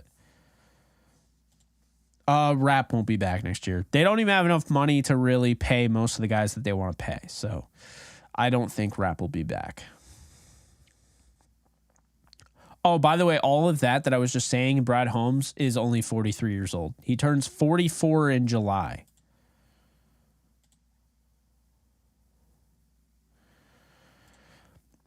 I have a rule. So since the NFL is so wishy-washy and things blow up and very quickly, I no longer report, okay? I'm an analyst. I'm a personality. I'm not going to be a reporter. I'm just not. It's way too risky. You get one thing wrong and people hold it over your head. There's still people who hold it over my head about the whole Aaron Donald thing, even though I was right and almost got the contract exactly right from what I was told. So then and there, it took some time, but I got almost the exact numbers of what the Aaron Donald contract extension looked like the first time when he was holding out. I just find it's better to just be in the know and be able to kind of throw breadcrumbs, if you will. I'm not going to sit here and be like, yeah, this is what I've heard. I've heard this. I've heard this. I'll mention it in passing. And that's how I've decided it's the best way to use it. It's smart and it's powerful to have knowledge that other people don't have, and other people have, but not a ton of people have. It's dumb to start chasing clout with it. But guys, I don't shy away. When I know things, it shows up in my content. Like, I knew about the Cam Akers saga for a little bit. I was hearing some things, and that is why I made the Cam Akers Darrell Henderson video. I've heard some things. I heard it's why I talked to Bryson Hopkins at the Senior Bowl. This is before I had the YouTube. And I talked to Bryson Hopkins at the Senior Bowl, and he tells me that the Rams, they had the formal interview with him and the meeting, and he said that they view him as a tandem between him and Tyler. And they obviously was talking about Tyler Higbee. And that, if you guys were paying attention to my content, that's why I stopped really including Gerald Everett. Because I didn't understand any point to playing him when you just knew that he wasn't going to be there. You knew they were going to be riding with Hopkins. So that I used the knowledge that I gained from talking to him, and I basically, I based a lot of that content around that. When people would ask me straight up, Jake, is Gerald Everett going to be back with the Rams? I would just tell them flat out no. Because I heard from one of these main sources and reasons, Bryson Hopkins himself, but in addition to that, I had also heard some things behind the scenes. And I have league sources, not a ton, right? I have a few league sources that I trust that cover the NFL. And I have a couple inside sources that I trust that cover just strictly the Rams. And I actually have a guy that covers the Jets. And what I mean by covers is not necessarily a reporter, like inside. Think closer. So, I feel like when I feel something is going to happen, I'll mention it in passing. I might make a video kind of surrounding the idea, but this isn't a clickbait channel. This isn't shock value channel. This is me having some knowledge, basing my analysis around it, and figuring out how I want to pursue it and how I want to put it out there. That's what it is. Like, remember, not long ago, if you guys watched the Believe in Rams podcast, I said I wouldn't necessarily be shocked if Jalen wasn't back, because I heard that Jalen could be traded. I also heard the Sean Payton stuff was real, that the Rams likely could have traded a first rounder for Sean Payton. That first rounder could have come from Jalen Ramsey. I'm so glad it didn't happen. But yeah, I've heard some things. I feel pretty good about where the Rams are at, but I definitely had my concerns when the Ramsey trade stuff came up. And the Ramsey trade stuff is real. Like, it doesn't mean they're going to trade him, but they're definitely like trying to discuss how they want to do this.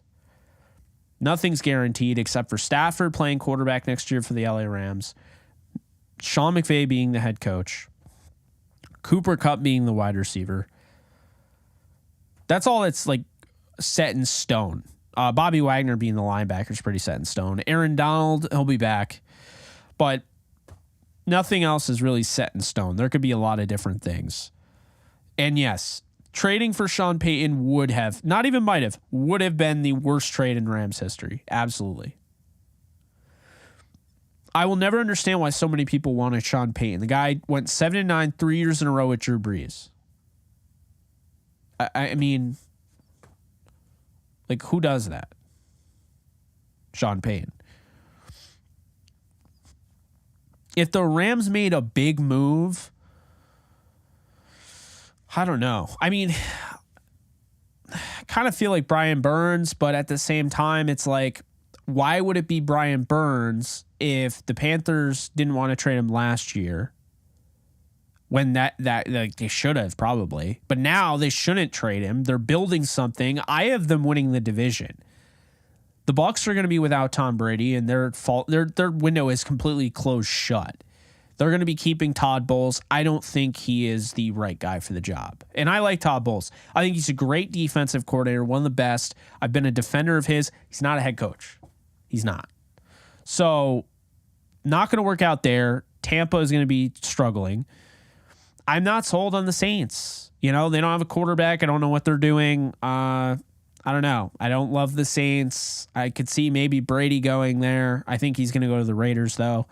But I don't love the Saints, so I'll just say that. And then the Falcons are the other one that's really intriguing because they could get a quarterback like Derek Carr. If he doesn't go to the Jets, they can get Derek Carr. They could get Garoppolo, somebody like that, offer some stability, or they can continue building upon what they have with Desmond Ridder, who showed some signs of being decent. I still really like him. I think he can be a contributor and he can help you, but it depends on if they want to keep, developing him. So the way I see it is the Panthers. Panthers have a good shot. They just need to figure out their quarterback, but they have a good shot to be very good next year. Their defense is ferocious. They have some weapons on their offense. You look at the way Deontay Foreman, ran this past year was great. I mean, I've talked about it. He almost had 1,000 yards and started week 6, week 7 is when he first started. Then you have Chuba Hubbard who started, to show you some things. You got DJ Moore, you got Terrace Marshall. So I think that they have pieces. Their offensive line looks good for the future. I think the Panthers will win that division.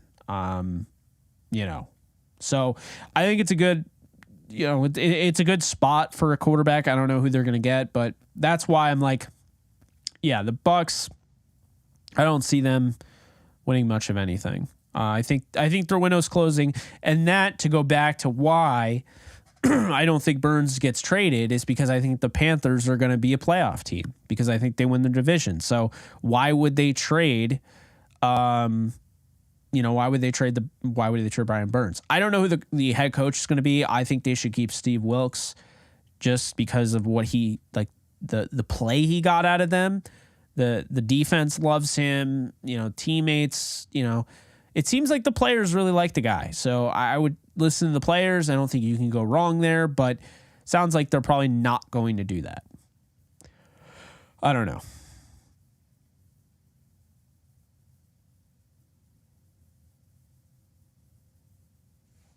I don't know why he would go to the Niners, because it's not that I get why he would. I don't know why the Niners would go after Tom Brady. He's going to cost you $40 million. You signed Kittle. You signed Samuel, right? You're going to have to sign McCaffrey. I mean, at some point, like Christian McCaffrey, I think he's signed long-term, if I'm not mistaken. The point is, you're going to have to pay him a lot of money. Yeah, he's signed until 2026. And you might have to redo his deal, because they do have an out. But yeah, no. What was I going to say? The 49ers. So cap hits in 2023. Everyone's so convinced the 49ers are built for the future and are not going anywhere. Cap hits in 2023. Trent Williams, $27 million. Arik Armstead, $23. Fred Warner, $18. George Kittle, $18. Nick Bosa, $17. Those are the top 5 cap hits. I mean, they are spending a lot of money. I think everyone's so focused on the Rams because they won the Super Bowl and then missed the playoffs, but the 49ers, they still have cap space. They have $13 million. Getting Tom Brady would make 0 sense. Like, guys, they still have not paid Bosa. Bosa's $17 million is the 5th-year option kicking in next year. They still have to pay Bosa. Like, so that's the thing. They have to pay Bosa. Trent Williams, they have an out of his deal, but he's signed through 2027. That's a hefty deal. I mean, they're paying Kyle Juszczyk $7 million next year. His cap hit is $7 million. Close to it, $7 million. Like, Charvarius Ward, they have an out, but his cap hit next year is $16 million. So these are the cap hits. 27 for Trent, 23.9 for Arik Armstead, 18 for Fred Warner, 18 for Kittle, 17 for Nick Bosa. They still have not signed him to a long-term deal. Charvarius Ward, 16. Christian McCaffrey, 12. He'll probably have a deal reworked, I would say. Trey Lance, $9 million. Deebo Samuel, right? So Deebo Samuel, what is the deal with his contract? Oh, okay. So his contract kicks in 2024, $28 million against the cap. It's only $8 million this year, or $6 million this year, $8 million in 2023. So they still have to pay Brandon Ayuk. let's not forget, Ayuk, they have a 5th-year option. They have not decided whether or not they're going to pick it up. They don't have to, but 2024 would be a 5th-year option, so you're going to have to pay him. He's going to want more than just, what? He's making $12 million over 4 years. Yeah, I think Brandon Ayuk, who just had 1,000 yards, is going to ask for some money. That's the thing with this team that people are not taking into account. They're not as set up for the future as you would think. Like, Trent Williams is integral for them. But Trent Williams, he's also 35 years old and he's getting paid a boatload of cash. Arik Armstead's very good. But is he as good as the contract is stating? They have an out. They could take on $21 million in dead money. But the 49ers aren't as set as people think. Like, they're going to have problems with their cap. If you ask me, the cap needs to be extended. Aside from the Bears, who have an obnoxious $115 million of cap space, like, the Buccaneers have negative $55 million. The Saints have negative $52 million going into 2023. Titans have negative 23. The Jaguars have negative 20. The Chargers have negative 19. The Packers have negative 14. The Dolphins have negative 14. The Vikings have negative 13. The Rams have negative 11. The Browns have negative 9. The Bills have negative 5. The Panthers have negative 4. The Steelers have negative $302K. Then you have the Cowboys with $5 million. The Jets with $8 million in cap. The league average is $10 million in cap space. If that doesn't tell you that the league needs to fix this, I don't know what does. The cap isn't big enough. It's ridiculous. And there's no soft cap, which means that you can't re-sign anybody that you want to re-sign. Not a big fan of that, I gotta say. So, I've been live for an hour and 47 minutes.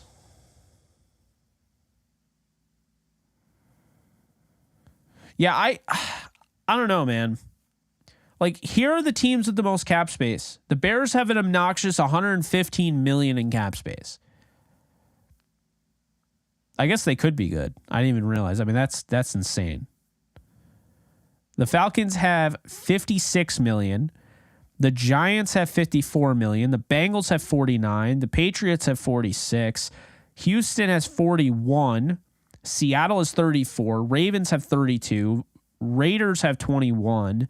Colts have $20. The Lions have $18. Arizona is $15. The Chiefs have $14. The 49ers have $13. Broncos have $13. Washington has $12. And Philly has $10. I mean, the Rams are $11 million over the cap, and they're 24th in the league. There's a team with negative $55 million in cap space. Like, if you don't think that the NFL needs to do something with this, I don't know what to tell you.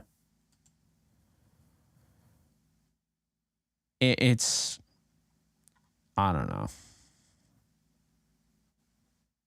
Pretty bad. It's pretty bad. So, yeah.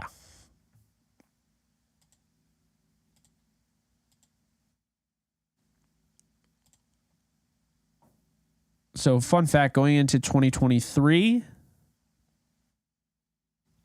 the Rams have... Wow, they went down. 22 players drafted on their roster.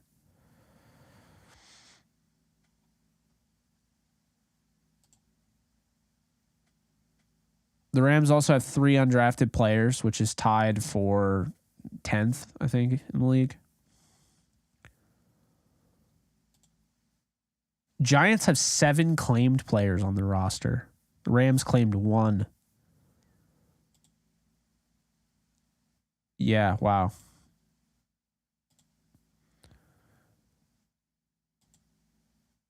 I don't know. Interesting stuff.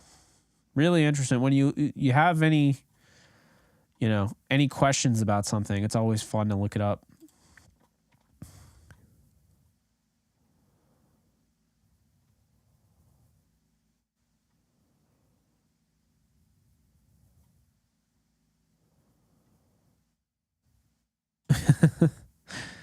Yeah. Bitcoin, man, that went down. Crypto just feels like a gamble to me. I don't know. Just feels like you're gambling at that point.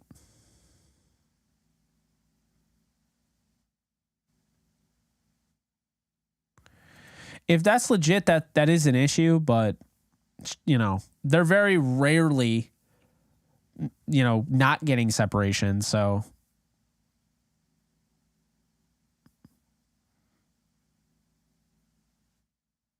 it's probably what they're thinking.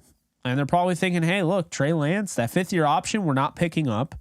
We're going to not pay him $9 million next year, and we're going to trade him. Try to get those assets back. I would not be surprised if they did that. Yeah, there definitely could be a controversy, no doubt, but I think they're going to stick with Purdy, if you ask me. That would be cool. The Rams are going to have some issues with money. They're going to have to be creative. I think they'll find out ways. They're going to have to do more than a base salary restructure, that's for sure. Might have to rework a lot of deals. I don't know. It's something, I'll be honest, I'm really looking forward to seeing how they do this because, like I said, negative 11 million, like that's not ideal. That's not awful, but it's not ideal. If you do a base salary restructure with your top guys, say just with your top guys, nobody else, Wagner, Stafford, Donald, Ramsey, and Kupp, you're at 21 million in cap space. That's just a base salary restructure. You could go crazier than that. There are other ways to go crazier than that, whatever. You restructure Havenstein, it's not going to do much. You restructure Brian Allen, not going to do much. Restructure Allen Robinson, and he'll do something, but they're probably best. Next year, Robinson's cap figure, by the way, is 18 million. Keep that in mind. Note boom, restructure doesn't save you a lot. I could see a trade there. His cap number's 15 million next year. So you got the Rams with base salary restructures. Leonard Floyd becomes the highest paid player on the team with 22 million cap hit. You'd have to imagine a trade or something would be in the works there. They could do a salary restructure, which puts them down to 15 million, saves you about 6 million in cap. So then you're at 27 million. Then you could trade. I don't know. You trade Note Boom, you trade Allen. If you do that, theoretically, let's see. So if you're just doing that for picks, you don't get anything in return or whatever. Let's see. A post June 1st trade would save you 15 million in cap space. You'd incur $2.8 million penalty this year and 8.4 next year. That is not awful. I don't hate that. That's just if they don't get anything in return. They just trade him away and they're down to whatever, like 16 or was it 2 million. So now you're at 43 million in cap space if you trade Allen Robinson for just a pick or picks and you don't get anybody in return. So not taking on any other contracts, you're at a projected 43 million in cap space if you restructure everybody that's important and you trade Allen Robinson. Then say you trade, Joseph Noteboom. So if you trade Noteboom, you would be at trading Noteboom post June 1st would save you $13.5 million, would be a $2 million cap hit. This $2 million cap penalty this year and $6 million next year. So basically what that sets you up for is that you would be looking at Noteboom being at, so you'd be at $57 million in cap space, and that's just a restructure of Leonard Floyd. There are ways to get out of this. Now, you are kicking the can down the road. Keep that in mind. But there are ways to get out of this. So Leonard Floyd is 22 million. So if you don't even restructure Leonard Floyd and you do everything I just said, you restructure Bobby, you restructure Matthew Stafford, well, let's be honest, the Matthew Stafford, base salary restructure doesn't really do a damn thing. So let's just keep that out. You restructure Kupp, saves you $10 million. You restructure Donald's deal, saves you $6 million. You restructure Jalen Ramsey's deal, that saves you almost $12 million, right? You restructure Bobby Wagner, that saves you almost $5 million. Then you trade Allen Robinson, and the $2 million cap penalty saves you $16 million total. And then Joseph Noteboom, his 15.5 goes down to, saves you 13.5 because of the $2 million cap penalty. So you're at $51 million without even touching Leonard Floyd's contract. So then at that point, you could trade Leonard Floyd, and I'll get you the numbers on that right now. So Leonard Floyd actually has an out in 2023. So here's how it works. The Rams can release him. If they release him pre-June 1st, they have a $19 million dead money thing, and they only save $3 million. So you wouldn't do that. You wouldn't designate him as a June 1st release or pre-June 1st release. If you trade him pre-June 1st, same thing. You don't do that. Post-June 1st release, you have $6.5 million in dead cap. So you'd be saving about $9 million this year, and $12 million in dead cap would hit next year. The post-June 1st trade, you would save $15 million. You would incur a $6.5 million dead cap. So it makes the most sense to trade him. If they were going to do that, his roster bonus, $2 million, by the way, kicks in March 19th. So if they trade him, they'd have to designate it as a June 1st move. But, his roster bonus will kick in on March 19th. So that's the thing. Leonard Floyd's really good. He played fantastic football towards the end of the season. Probably some of the best I've seen because he didn't have Aaron Donald. He didn't have Von Miller. But he's the sixth highest paid linebacker in the NFL, outside linebacker in the NFL going into 2023. So that's something to keep in mind. He's getting paid really, really high top dollar. If you trade him, once again, you're saving about $9 million. I mean, I don't know. Is it worth that much? I think depending, you're at $67 million if you trade Leonard Floyd. This is projected.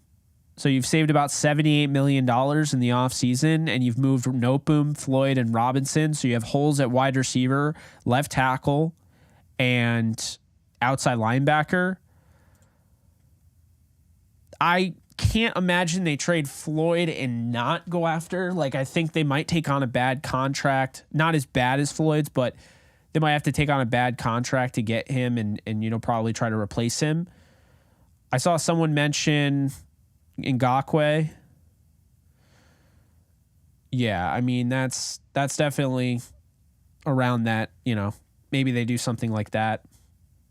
Brian Allen, that's another one. Do they cut him? What do they do with him? That's the thing. If they're overhauling their offensive staff, coaching staff, who's to say they don't overhaul their offense? They could save about $5 million in cap space with only an $800 million dead cap hit if they trade him. And if they release him post June 1st, they would save, they wouldn't save enough. It wouldn't be worth it, really. They'd save about $3 million. So, yeah, it would make probably more sense pre-June 1st with Brian Allen, because if they do it pre-June 1st, then it's not that they're saving money this year, it's that they're saving money next year. Because that's the thing. The 2023 salary fully guarantees, injury guaranteed right now, 3/19/2023. So I wouldn't move on from Higbee because I think we saw what he can be in this offense. But, I mean, they certainly could. His contract expires after the season. So He's got a bunch of void years, but doesn't change the fact that his contract expires after the season. So essentially, if you did that, Tyler Higbee gives you more dead money than he does cap savings before June 1st. If you traded him, you only save about $4 million. So that's the thing, is that he's not saving you a lot of money, and you're incurring a dead money hit in 2024. I would just hang on to him. I think it's one of those things where doesn't really make a lot of sense. They already converted 4.75 of his base salary into signing bonus, and added 3 void years to his contract. So, it cleared about $3.8 million in cap. That's another thing. They can do the void years thing. That'll save them money. The only thing is, doing the void year thing also incurs a $2.8 million cap hit. So, that they're still going to give up some cap space, even though Higbee won't be on the team in 2024, potentially. I mean, we'll see, but it still hurts you. So the Rams can free up $67 million. And let's just say, for the sake of the argument here, the Rams do trade Jalen Ramsey, because everyone wants to know, what the hell would a Jalen Ramsey trade even do for this team? Why would they do that? He's a free agent in 2027. He'd be 32 then, so you're getting his entire prime, and then he's a free agent. That's exactly what the Rams should do. But let's look. So 2023, if you cut him before the year, which it's not happening. You would only trade him. So if you cut him, it'd be negative $6 million in cap savings, and it would incur $32 million in dead money. Sick. It would barely give you any cap savings if you trade him before June 1st. But after June 1st, you would incur $20 million in dead money if you released him, $11 million in dead money next year, $4 million in cap space. Post June 1st trade, however, you would only incur $8 million in dead money in 2023, $11 million the next year, and you would save $17 million. So in real, if we're being honest here, that only saves you $9 million in cap space. It's not the greatest. So, you know what saves you more? Jalen Ramsey restructuring. Jalen Ramsey restructuring, a base salary restructure, would save you $11.8 million. Trading Jalen Ramsey would save you $9 million if you include the cap hit, the cap penalty. Doesn't really make a lot of sense. It makes sense to trade Noteboom. It makes sense to trade Floyd to an extent. I still think they could get away with just, restructuring him, adding some void years, whatever. And it makes sense to trade Allen Robinson. But after that, it doesn't make sense to trade anybody else. Higbee doesn't save you much money at all. It just doesn't really make any sense. So, yeah, that's really it, right? Havenstein, we could look at him, but why would you trade him? He has an out in 2025. So yeah, this isn't. Yeah, you're saving $2 million. You're saving $2 million if you trade Havenstein after June 1st. You're basically saving $2 million. That's not happening. I think the Rams have a pathway. They could free close to $70 million, and it's possible. I don't know if they'll do it. I don't know how they're going to do it. Keep in mind, it's not as simple as freeing it. You're pushing stuff, you're pushing stuff down the road. Well, look at the 2024 cap. So the 2024 cap right now is negative $22 million. So let's say you base salary restructure Stafford. Saves you about $22 million in cap space. Now you're barely above the cap. Aaron Donald, that's his last year of his deal. So you can't restructure him. You could release him, save $14 million, or he retires. If he retires, then all of that $34 million is off the books. If that's off the books, now you have $34 million in cap space, right? Jalen Ramsey is at $26 million for his cap number. If you restructure him, you save almost $10 million. So now you're at $44 million in 2024. Cooper Kupp at $26 million. If you restructure him, you save $10 million. You're at $54 million in cap space. Leonard Floyd, if he's still on the roster at $22 million, you can release him for $10 million in savings, or you could trade him or do something like that. We'll say if you trade him in 2024, say you kick the can down the road, you trade him in 2024. If you do that, post June 1st in 2024 would save you $16 million with only a $6 million cap hit. Yeah, you could do that theoretically. So if you did that, now he's only saving you $10 million. And then Nopum's off the books already. So, that saves you $11 million right there. Allen Robinson's off the books. So that saves you $10 million right there. So all this together, if you do a restructure Bobby Wagner, you restructure Havenstein, and let's say Brian Allen in his last year, you get rid of him, $5 million. The Rams can free up to $102 million in cap space in 2024.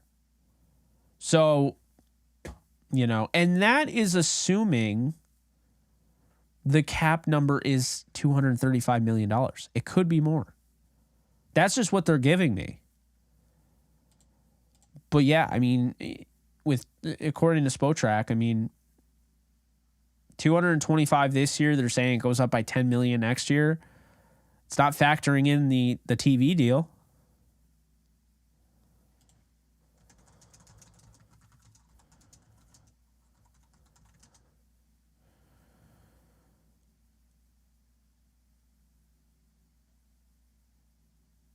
So in 2022, the cap was $208.2 million.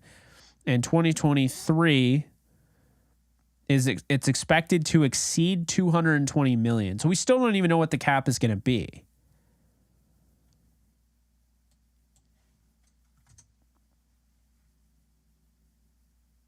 It's expected to go up to $256 million by 2024. So keep that in mind too.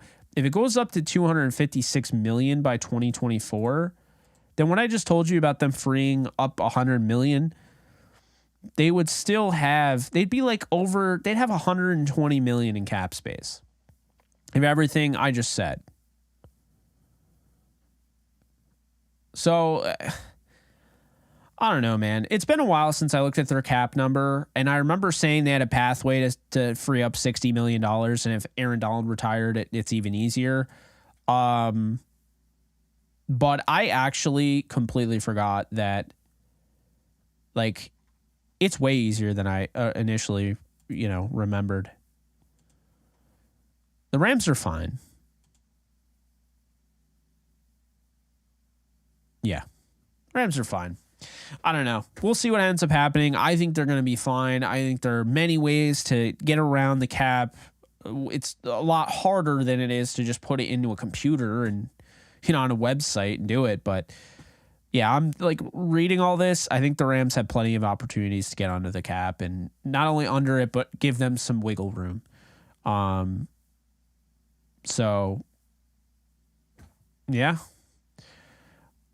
2 minutes, not 2 minutes, 2 hours, 9 minutes. It's been a long stream. Appreciate you guys sticking with me. It was an impromptu stream, but I'm glad we did it. It's been a lot of fun.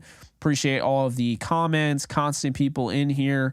I just went live just out of the blue. Was inspired by the Discord. If you haven't already, be sure to, join the Discord there. Also be sure to hit the like button, thumbs up button. It really does help me out. I'm going to put a poll in there to remind you.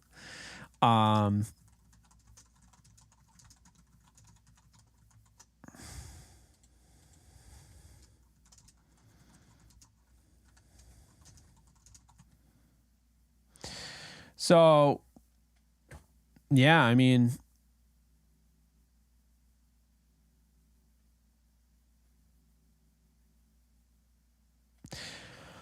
I know it's so tough because the links on Twitter just get like, they always get like, any tweet you have with links in it, it gets, what's the word I'm looking for? Throttled.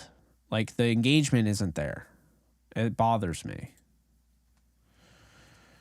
Here's the link to my Discord channel. If you haven't already, definitely check it out. It's basically the same community that you talk to on YouTube. They're just there 24/7. They got loud. They were talking a lot and blew up Discord, and I was going to make a video on a certain thing, and they inspired me to go live. So give a shout out to the Discord if you like this live stream. It happened because of their constant engagement in that chat. But be sure to sign up. It's free. I don't charge anything for my Discord community. We're at 452 people. We really have had a hard time increasing that number. We've kind of, stayed around 400, which is still impressive. But I would love to push that thing to another level. I might do like a giveaway to get people to hop in. It's for anyone, If you want to talk about the Rams, great. We have a lot of Rams fans in there. If you want to talk about the MCU, NFL, MLB, NBA, NHL, you want to talk about whatever, it's all in there. So, we're going to have to do a giveaway at some point to get people in there. It's going to be like whoever's in the Discord is able to get this. So, that'll probably get people to sign up. Everyone likes free stuff, right? So yeah, he definitely did. I could go on, but my man. Yeah, Scott knows. That's right. Yeah. I gave away a PS5. If you guys forgot, Scott B has that PS5. Scott B won the giveaway. So big shout out to Scott. And, I don't know if I'll be giving away anything like that anytime soon. Money's a little tight, but I'd like to give away something cool, Ooh, horror movies? That'd be kind of fun. If anyone likes, like hard copies or... Man, at this rate, winning a freaking Nintendo Switch game would be a nice giveaway. They're so damn expensive, man. $60 a pop. I love my Switch, though, I gotta say, but, man. Thank you, Jordan. Oh, God. I'll tell the story in the effort of being transparent. Scott never once harassed me. I had already ordered the PS5 for the giveaway, and the place I ordered it from basically told me that they lost it or whatever they did. I wasn't getting it. That's all I knew. So I got my money back, but then it was a matter of trying to acquire a PS5. And then I just decided, you know what? After all these weeks and months went by trying to find one, I was so determined to get Scott that PS5 because he won it in my giveaway. Like, who am I to not give away a PS5? That I was just like, you know what? I'm just going to get it on StockX. And I got it on StockX, a little bit over market value, but it was definitely worth it. And I'm glad Scott has it.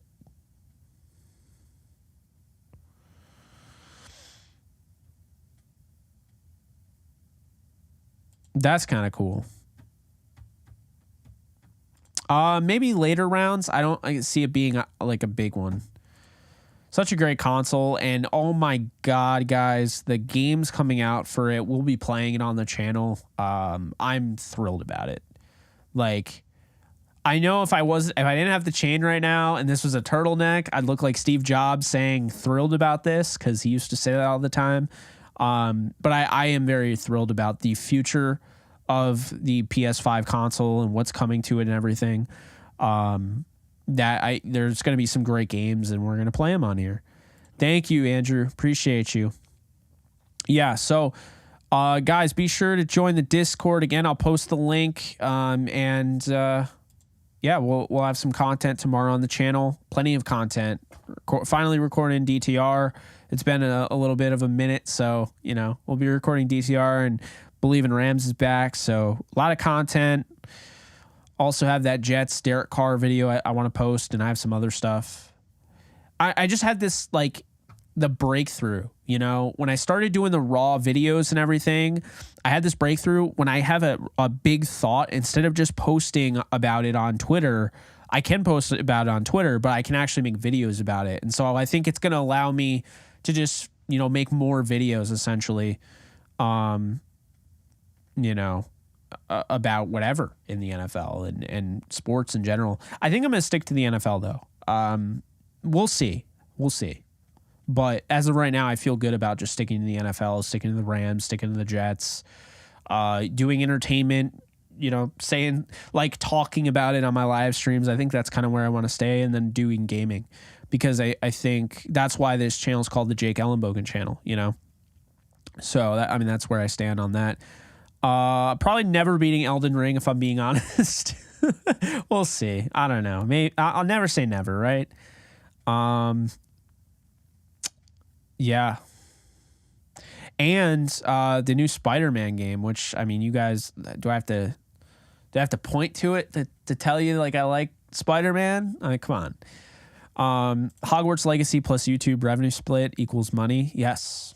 Yes, it does. And February 1st, baby, all my work with YouTube Shorts gets monetized.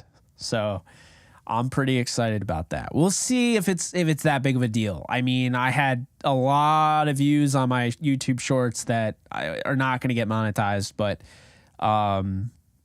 we'll see. I mean, it could be huge, and I'm hoping I could use it, but we'll see how that goes. Anyway, lots of content coming out. I need to go and probably take a break. I've been making content all day. I've been talking about football all day. I need to give myself a break.